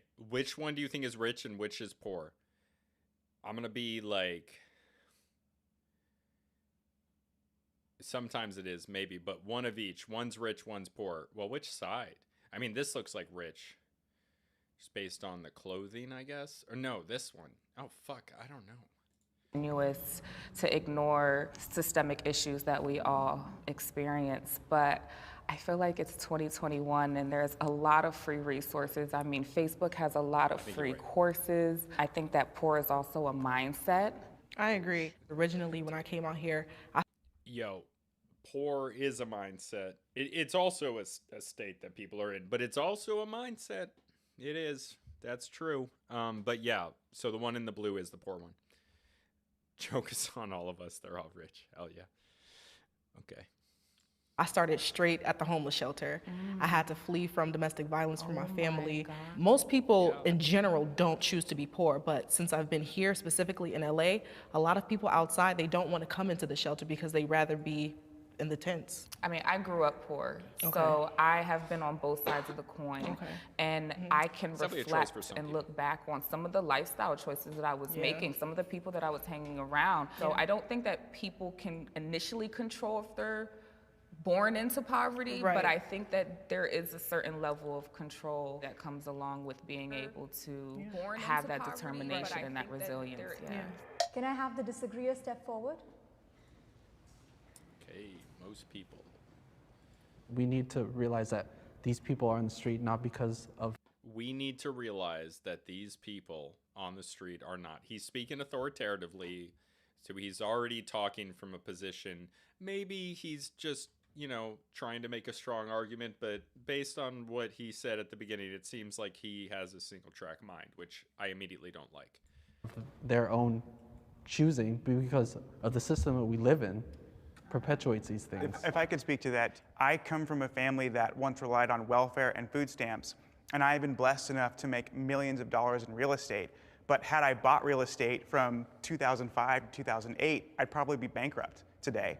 I just bought it at the right time. People wish to be rich, they don't want to be rich. The difference is, do you take action?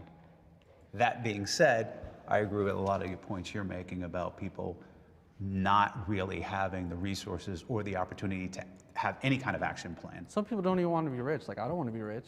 Like, but I also don't want to be poor. I'm happy in the middle.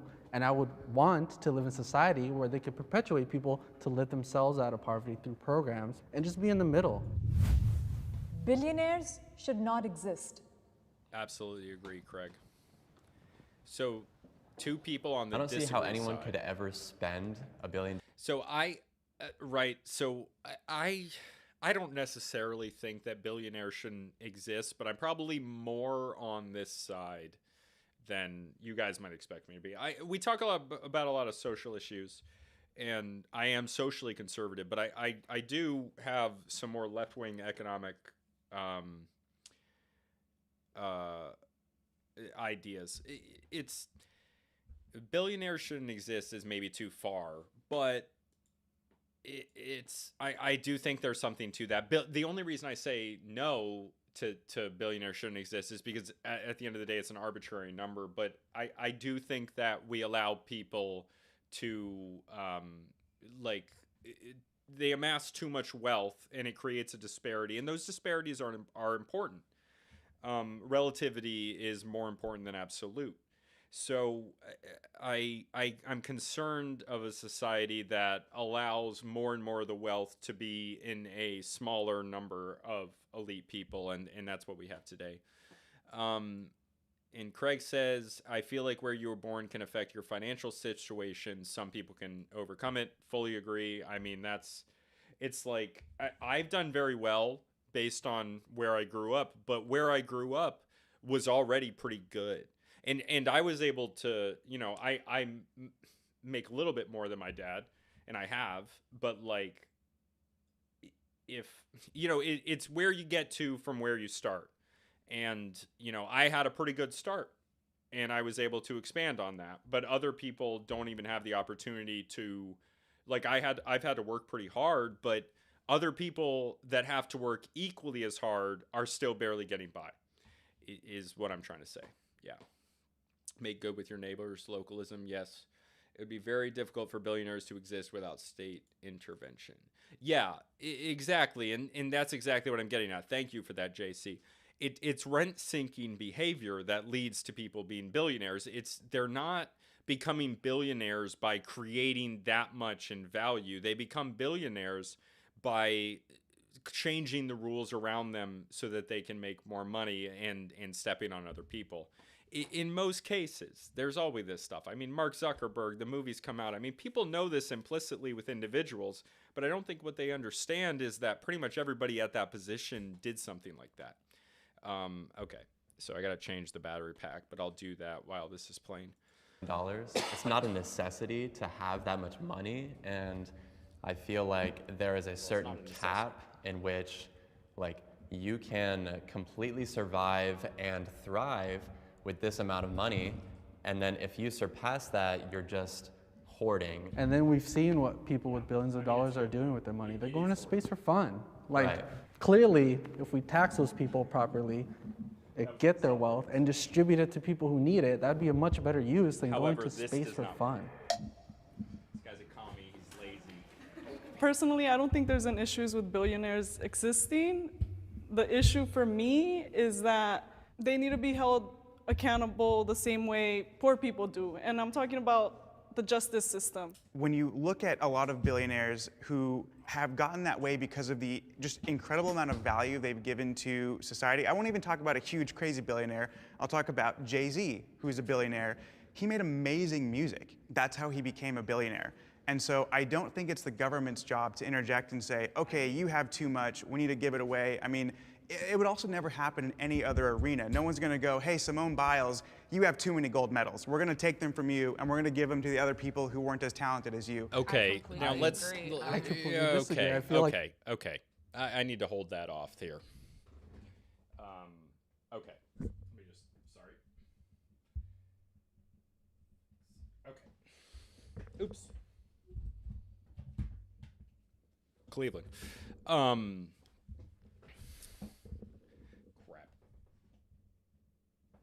Okay, so he just said, Cleveland, Simone Biles has like a few gold medals, maybe not even I think Michael Phelps has a few dozen. And if you have a few dozen compared to most people, most Olympians who might get one or might get zero, I mean, 0 is hard to do, but let's just do 1. Okay, you're the greatest Olympian of all time. You have 45 times as much medals.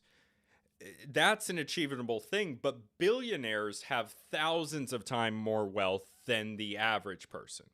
And that's a different thing. It's a completely different thing. And he said something else, but we're just going to move on. Yeah. Like, that is the government's job. And Jay-Z, like you said, Jay-Z made his money from music. That's his labor. He's a musician. He's selling his talent.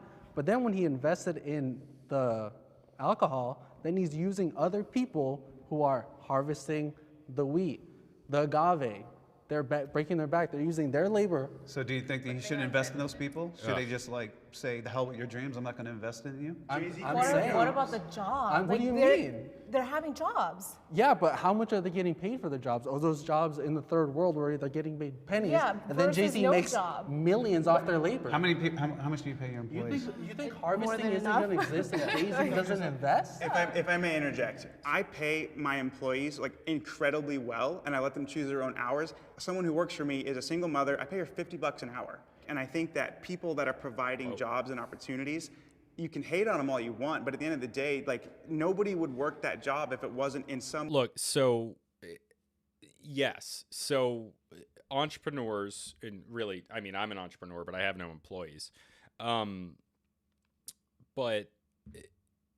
there needs to be a balance between these, because on the one side, yes, these jobs are created by people that are taking on risk. Most people in our society, they don't want to take on that risk. They just want to work a job. And that's shown by most people doing that. And there's a certain element of things in society that lead them to do that. But it's also true. The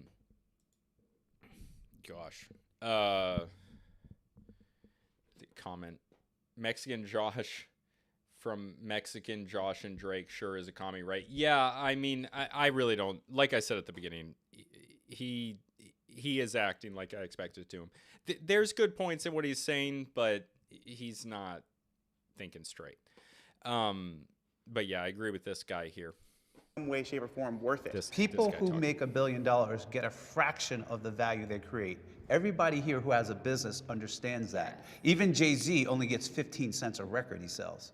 Okay? Yes, that's because he got exploited by the record label who's using his label to make money. It's the same thing. I mean, okay. You can't sit there and talk about a billionaire and then say that the billionaire got exploited. I mean, when you're saying that, I guess if you follow that logic all around, I mean, I do agree that artists get, they get exploited by record labels and everything. But if that's the case, then everything is exploitative, and you have to burn it all down, and you can't exist in anything and go back to hunter-gatherer. I mean, you basically got Pol Pot level stuff. It's, geez, this guy is not a serious person. Using this word exploiting like you understand the record business, of which I am in, okay? Record labels back hundreds of artists. Do you know how many go busto? Yeah. Okay? They're taking risks. Okay, and that's the thing. The record label takes on risk. The artists don't necessarily take on as much risk, or at least as much monetary risk.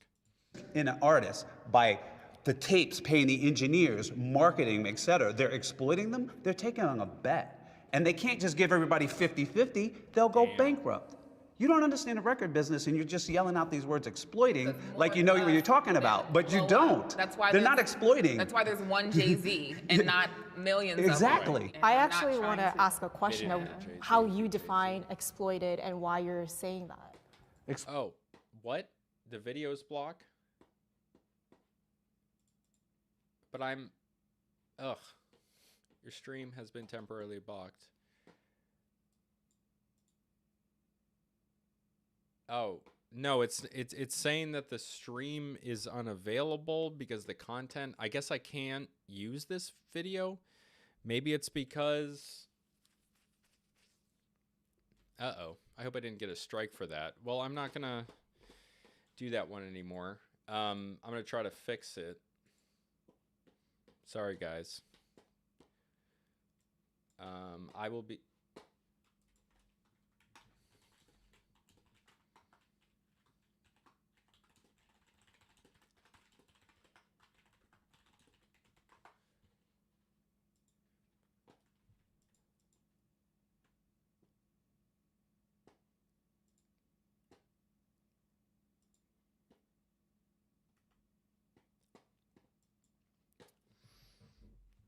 Ah!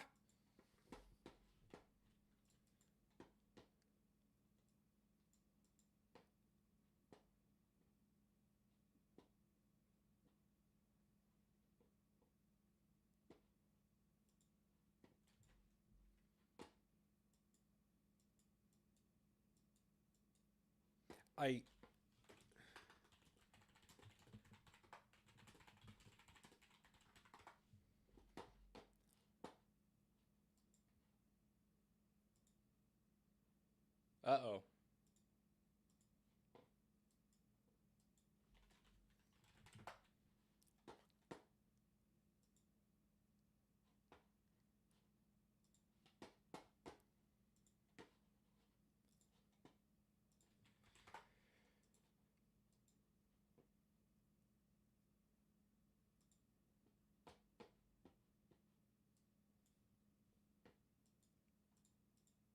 Okay. Is it back? It looks like it's back. Am I back?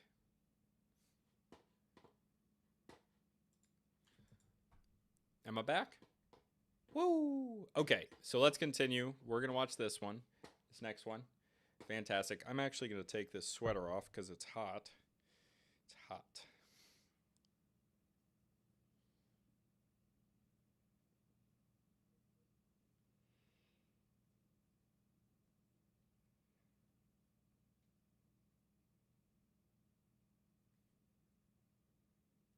Okay.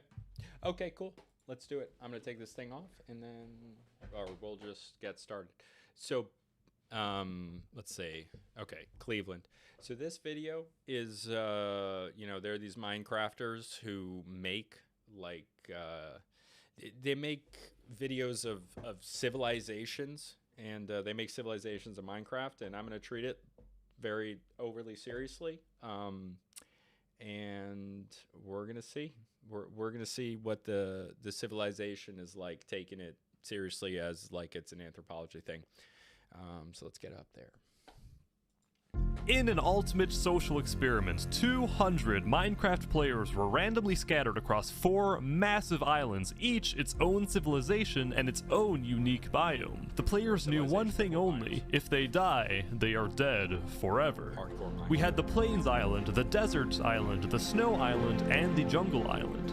The players were given no help or guidance. It was entirely up to them to gather resources, elect a leader, build a society, and if it came down to it, go to war.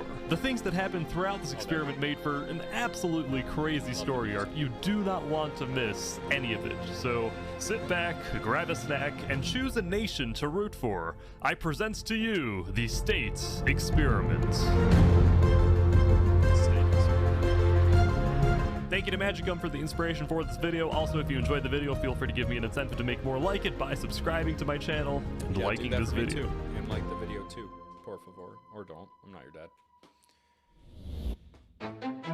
Much of day 1 was used for exploration and colonization. The people scouted their respective islands looking for advantageous locations to set up camp. Those on the snow and desert islands quickly realized that wood was going to be a very scarce resource, as trees were extremely rare. Seems like this guy right here has found quite literally the only patch of trees in the desert. The rest is just barren. At the same time, because of the harsh climate, both— So different cultures are going to have like different issues based on their resource scarcity and abundance.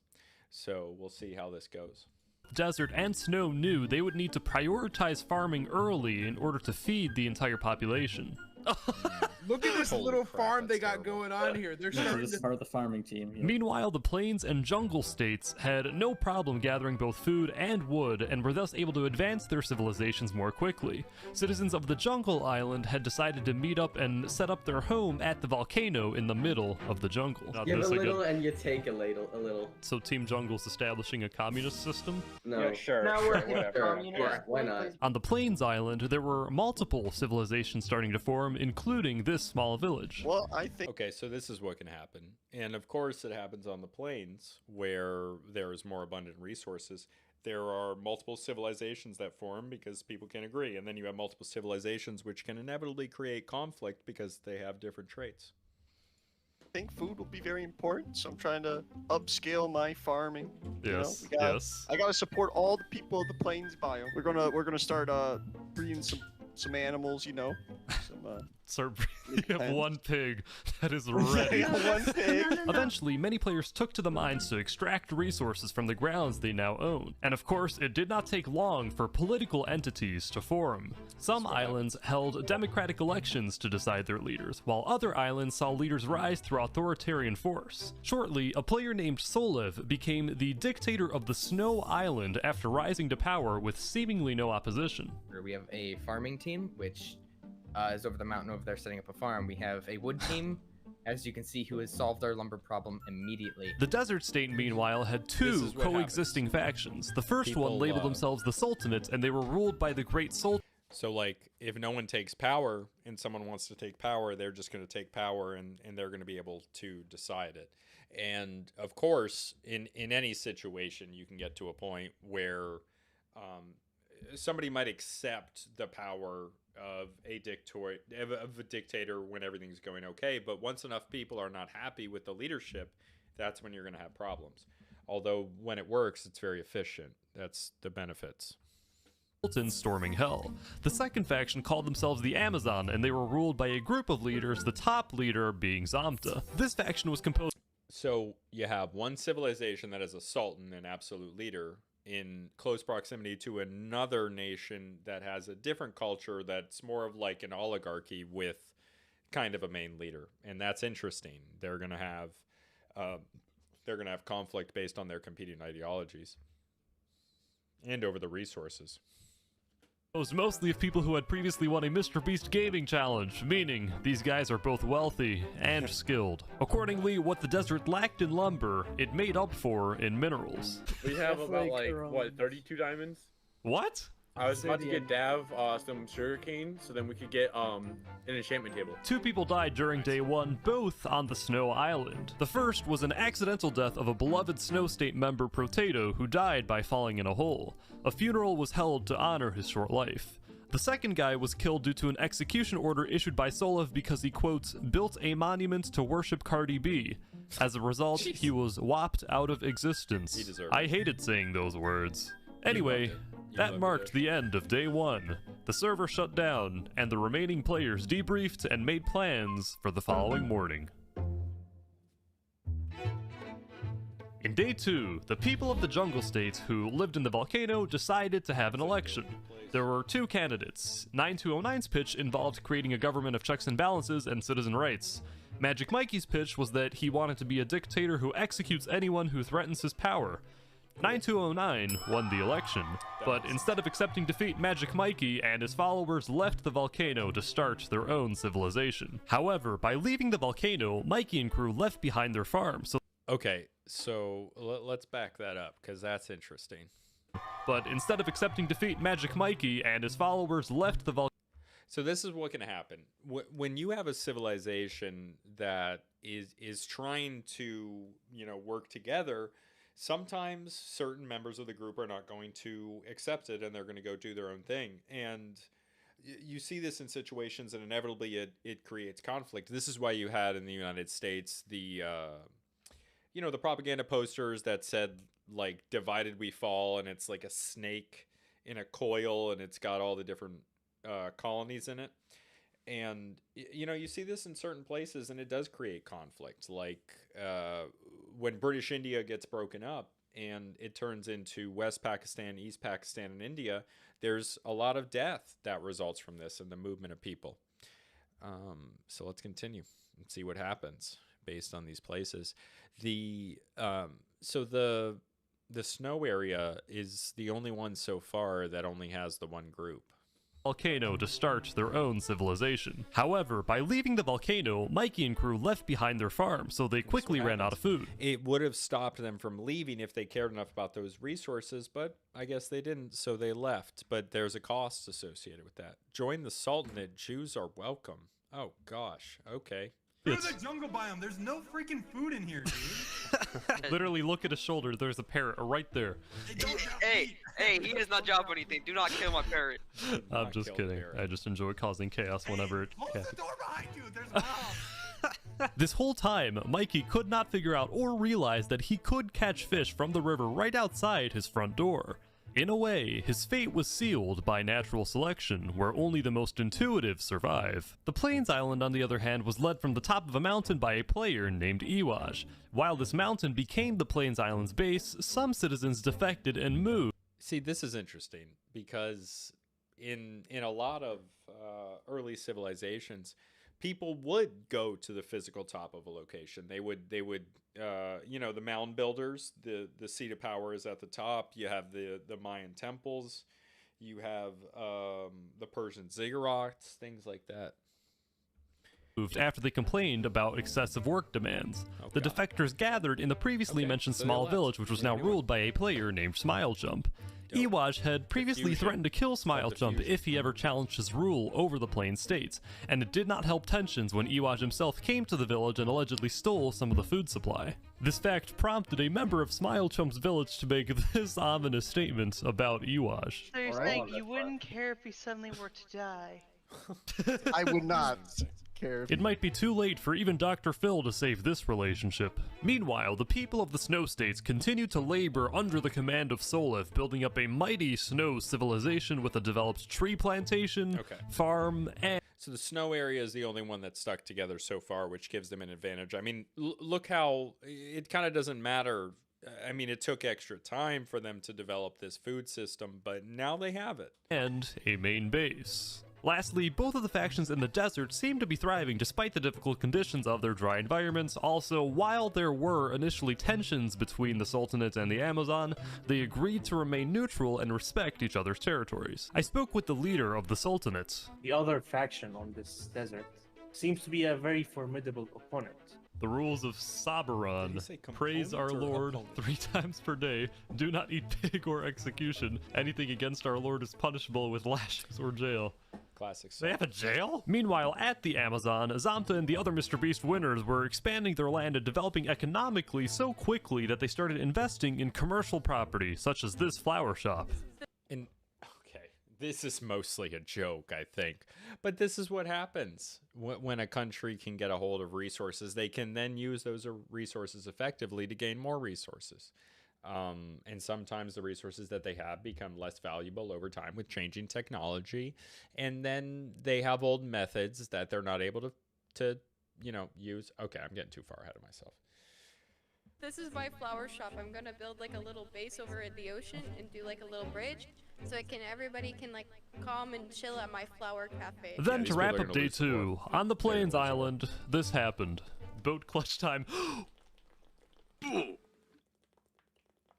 That felt mildly preventable. With all relevant political entities formed, it's time to see now how they interact. The third day presented challenges for almost all of the civilizations. The Sultanates reported to have items randomly stolen, chests broken, and someone was also killing their cows. They suspected that a player named Guardian Nova was doing this, and they immediately threw him out of the Sultanates. For revenge, Guardian Nova kept coming back to cause further chaos, thus creating a general sense of unrest within the Sultanate. He's coming back, he's coming back. That's hilarious. Something's about to go down. Why don't they kill this guy? Uh-oh, uh-oh, uh-oh. He's killing their cow! What the heck? On the Snow Island, Solev was becoming incredibly wealthy and powerful. So yeah, you guys got enchantments. Enchanted fishing rod. How rich are you? Don't worry about it. Just don't let them know. Don't let the other team, or don't let our underclass know at that, please. They work in the farms. Look at that, dude. So this guy, this dictator, not only has the most powerful area with the most resources, because he was able to use everybody and not have to give time and resources to the stuff around them or to the opposing people on their islands. He has not only an underclass working for him, but he has hidden his wealth, and he has the most wealth of all the islands. So let's see how this plays out. Solev had just carried out another execution of a Snow member who allegedly murdered 2 other Snow State members. While this allegation turned out to be correct, some on the Snow State were becoming worried that Solev was becoming too powerful, like a tyrant. Finally, in the jungle, the Cold War between 9209's crew and Mikey's crew heated up very quickly. one of the volcano men was exploring the jungle herding 3 chickens. Mikey then killed those chickens. He defended his actions by saying, quote, "I was hungry." This prompted some conflict between the two factions, which people want resources, other people have those resources, and they have the weapons to take them from them. became fatal when Mikey ordered his spy to murder one of 9209's citizens. Escalation and diffuse happens. Did I just witness a murder? Mikey then declared war on 9209 and planned an attack on the volcano so that he could finally become the ruler of the jungle state. The attack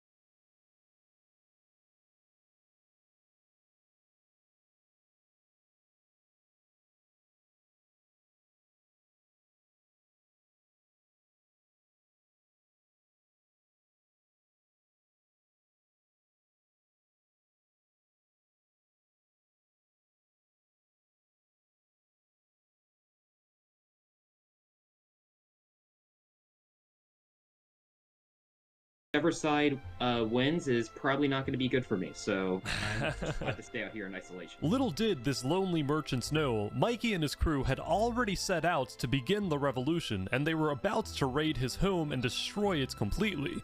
Fortunately, Legacy was able to fetch his parrots and escape just in time. Mikey continued his pilgrimage through the jungle, heading toward the volcano. 9209 and his men were gearing up, scanning the perimeters, not knowing where the attack would crew had already set out to begin the revolution, and they were about to raid his home and destroy it completely. Fortunately, Legacy was able to fetch his parrots and escape just in time. Mikey continued his pilgrimage through the jungle, heading toward the volcano. 9209 and his men were gearing up, scanning the perimeters, not knowing where the attack would come from.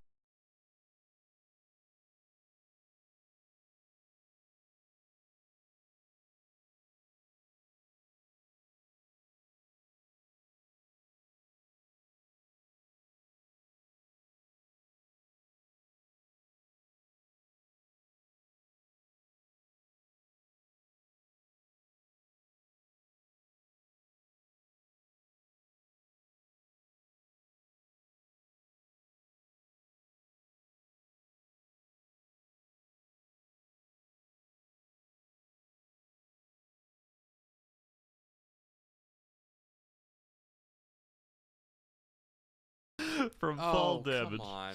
All that oh boy. Mikey's soldiers scattered into the jungle and surrendered, thus marking 9209's victory in the jungle's civil war. So this is what often happens. Unfortunately, it happened to our own Huey Long, every man a king.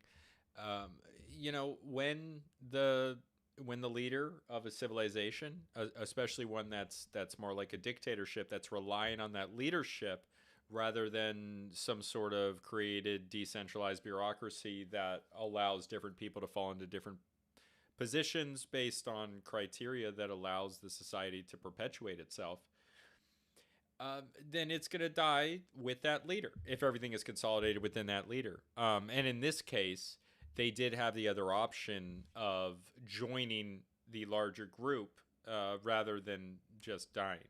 If there was a situation where the leader died, but there wasn't a, you know, this human environment component of another civilization being one that they're fighting, then they might have been able to choose a new leader.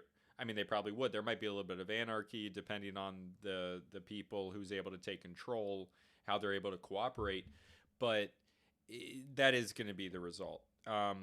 They will figure it out. But in this case, because the better option is just to be absorbed, because really the option is between death and to be absorbed, they just choose to be absorbed. I spoke with the 9209. That the way he died was through attempting a block clutch, which is the most fitting death I have ever seen. So you have successfully quenched the revolutionaries. How do you feel? Extremely entertained.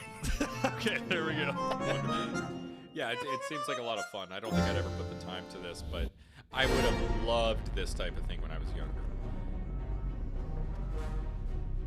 Yeah.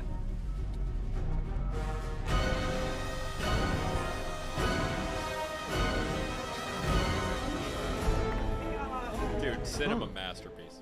Oh my gosh! Major assassination just happened. Guardian Nova, the previous Chaos Maker, had come back to kill the leader of the Sultanate. However, this allowed for the other desert faction, Amazon, to demonstrate their military might by hunting Guardian Nova down and killing him to avenge the death of Storming Hell. Oh, they got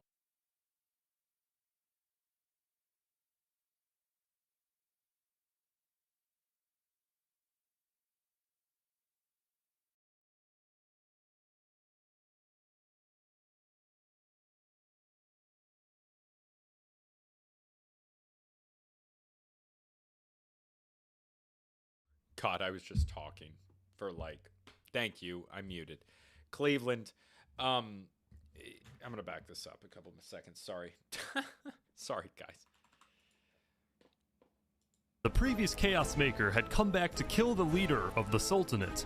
However, this allowed for the other desert faction, Amazon, to demonstrate their military might by hunting Guardian Nova down and killing him to avenge the death of Storming Hell. Oh, they got him.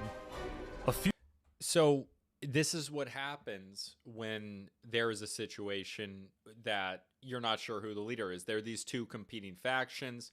There's an escalation of violence. There's an escalation of violence between them. And that violence is possible because of the ambiguity of leadership, because you're not sure who's in charge. If there's a situation where everybody agrees on somebody being in charge, then there's not really a chance for this conflict. And you see this modern day in the United States where you have a situation where, or not in respect to the United States and geopolitics, for a long time, for about 20, 30 years, the U.S. was unambiguously on top and Western allies. But now you have a situation where U.S. power is relatively declining to other powers in the world, and it becomes this situation where there's a multipolar world. There's multiple powers in the world, and then other people who would have been concerned to you know, like Iraq invades Kuwait and they get stomped by every country in the world because of it. That was the height of American power in like the early 90s and into the 90s. That's the height of American power. No one's going to challenge American power. They didn't for a long time. When they did, they had everybody coming down on them. But now it's this situation where we see these regional conflicts in Niger and Sudan. People, Russia invades Ukraine, Hamas and Israel, and Iran talking about invading other places, Armenia and Azerbaijan heating up. And there's all these different places where there's all this stuff going on. So then you're like, oh, I guess it's our time. It's our time to pop out.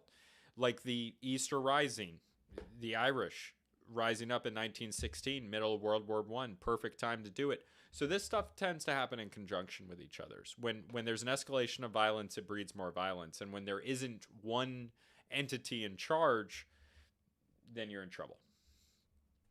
Funeral was held to honor the late Sultan, and the heir to the Sultan, Arvine, became the new leader.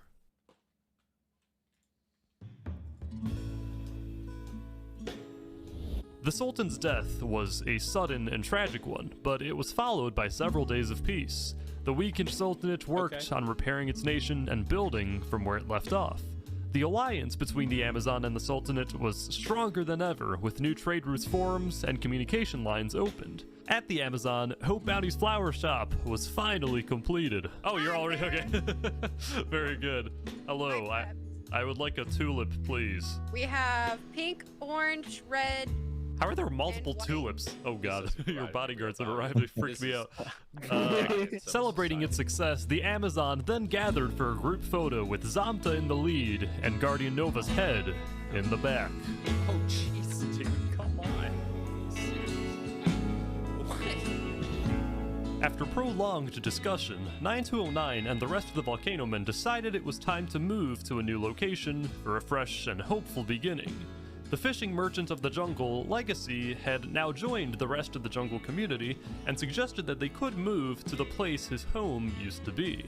Everyone agreed. That day, they picked up their stuff, repaired Legacy's house, and built the jungle's new civilization in that very spot. Legacy, along with his parents, moved into his old home, but this time, he had many friends with him, and he lived in a thriving society. Meanwhile, on the Snow Island, Solev continued to rule with an iron fist, and his society was prospering. The Snow Civilization had built a holy temple to worship their god Boy Jedi, and to showcase the strength of their people. And of course, we cannot forget about the two Plains factions, Iwaj's base and Smile Chump's village. The village was now doing especially well with many new members and houses to accommodate them. At the end of day 7, the villagers gathered to celebrate their success. And I made this cake especially for everyone, so there you go. Yay, cake! Yay! That was pretty much on me, bro. A peaceful night. I like the other videos, but I don't think there's much on this one, so I think I'm just going to skip the last one. Damn, I thought that the Minecraft civilization was going to be a good idea, but it's late. I'm going to go to bed. I'm going to throw these ones up. I got to work on my episode for next week. And there'll be a bear hunt video soon. If you're not on the Discord, join the Discord. Patreon for extra content. Going to try out some new stuff soon. Hopefully next week if I have enough time with the other stuff. And yeah, watch the podcast episodes. Are the best. They're on YouTube. They're on all the other ones as well. Spotify, iTunes, all that. Everyone have a good night. Oh my God, bye Jay Forte. Oh my God, bye Craig. Oh my God, bye JC. Yeah, we're all good here. Thanks for hanging out, JC. Let's see. All right, and I'm gonna have to get a better system for this. Cool. All right, thanks everybody.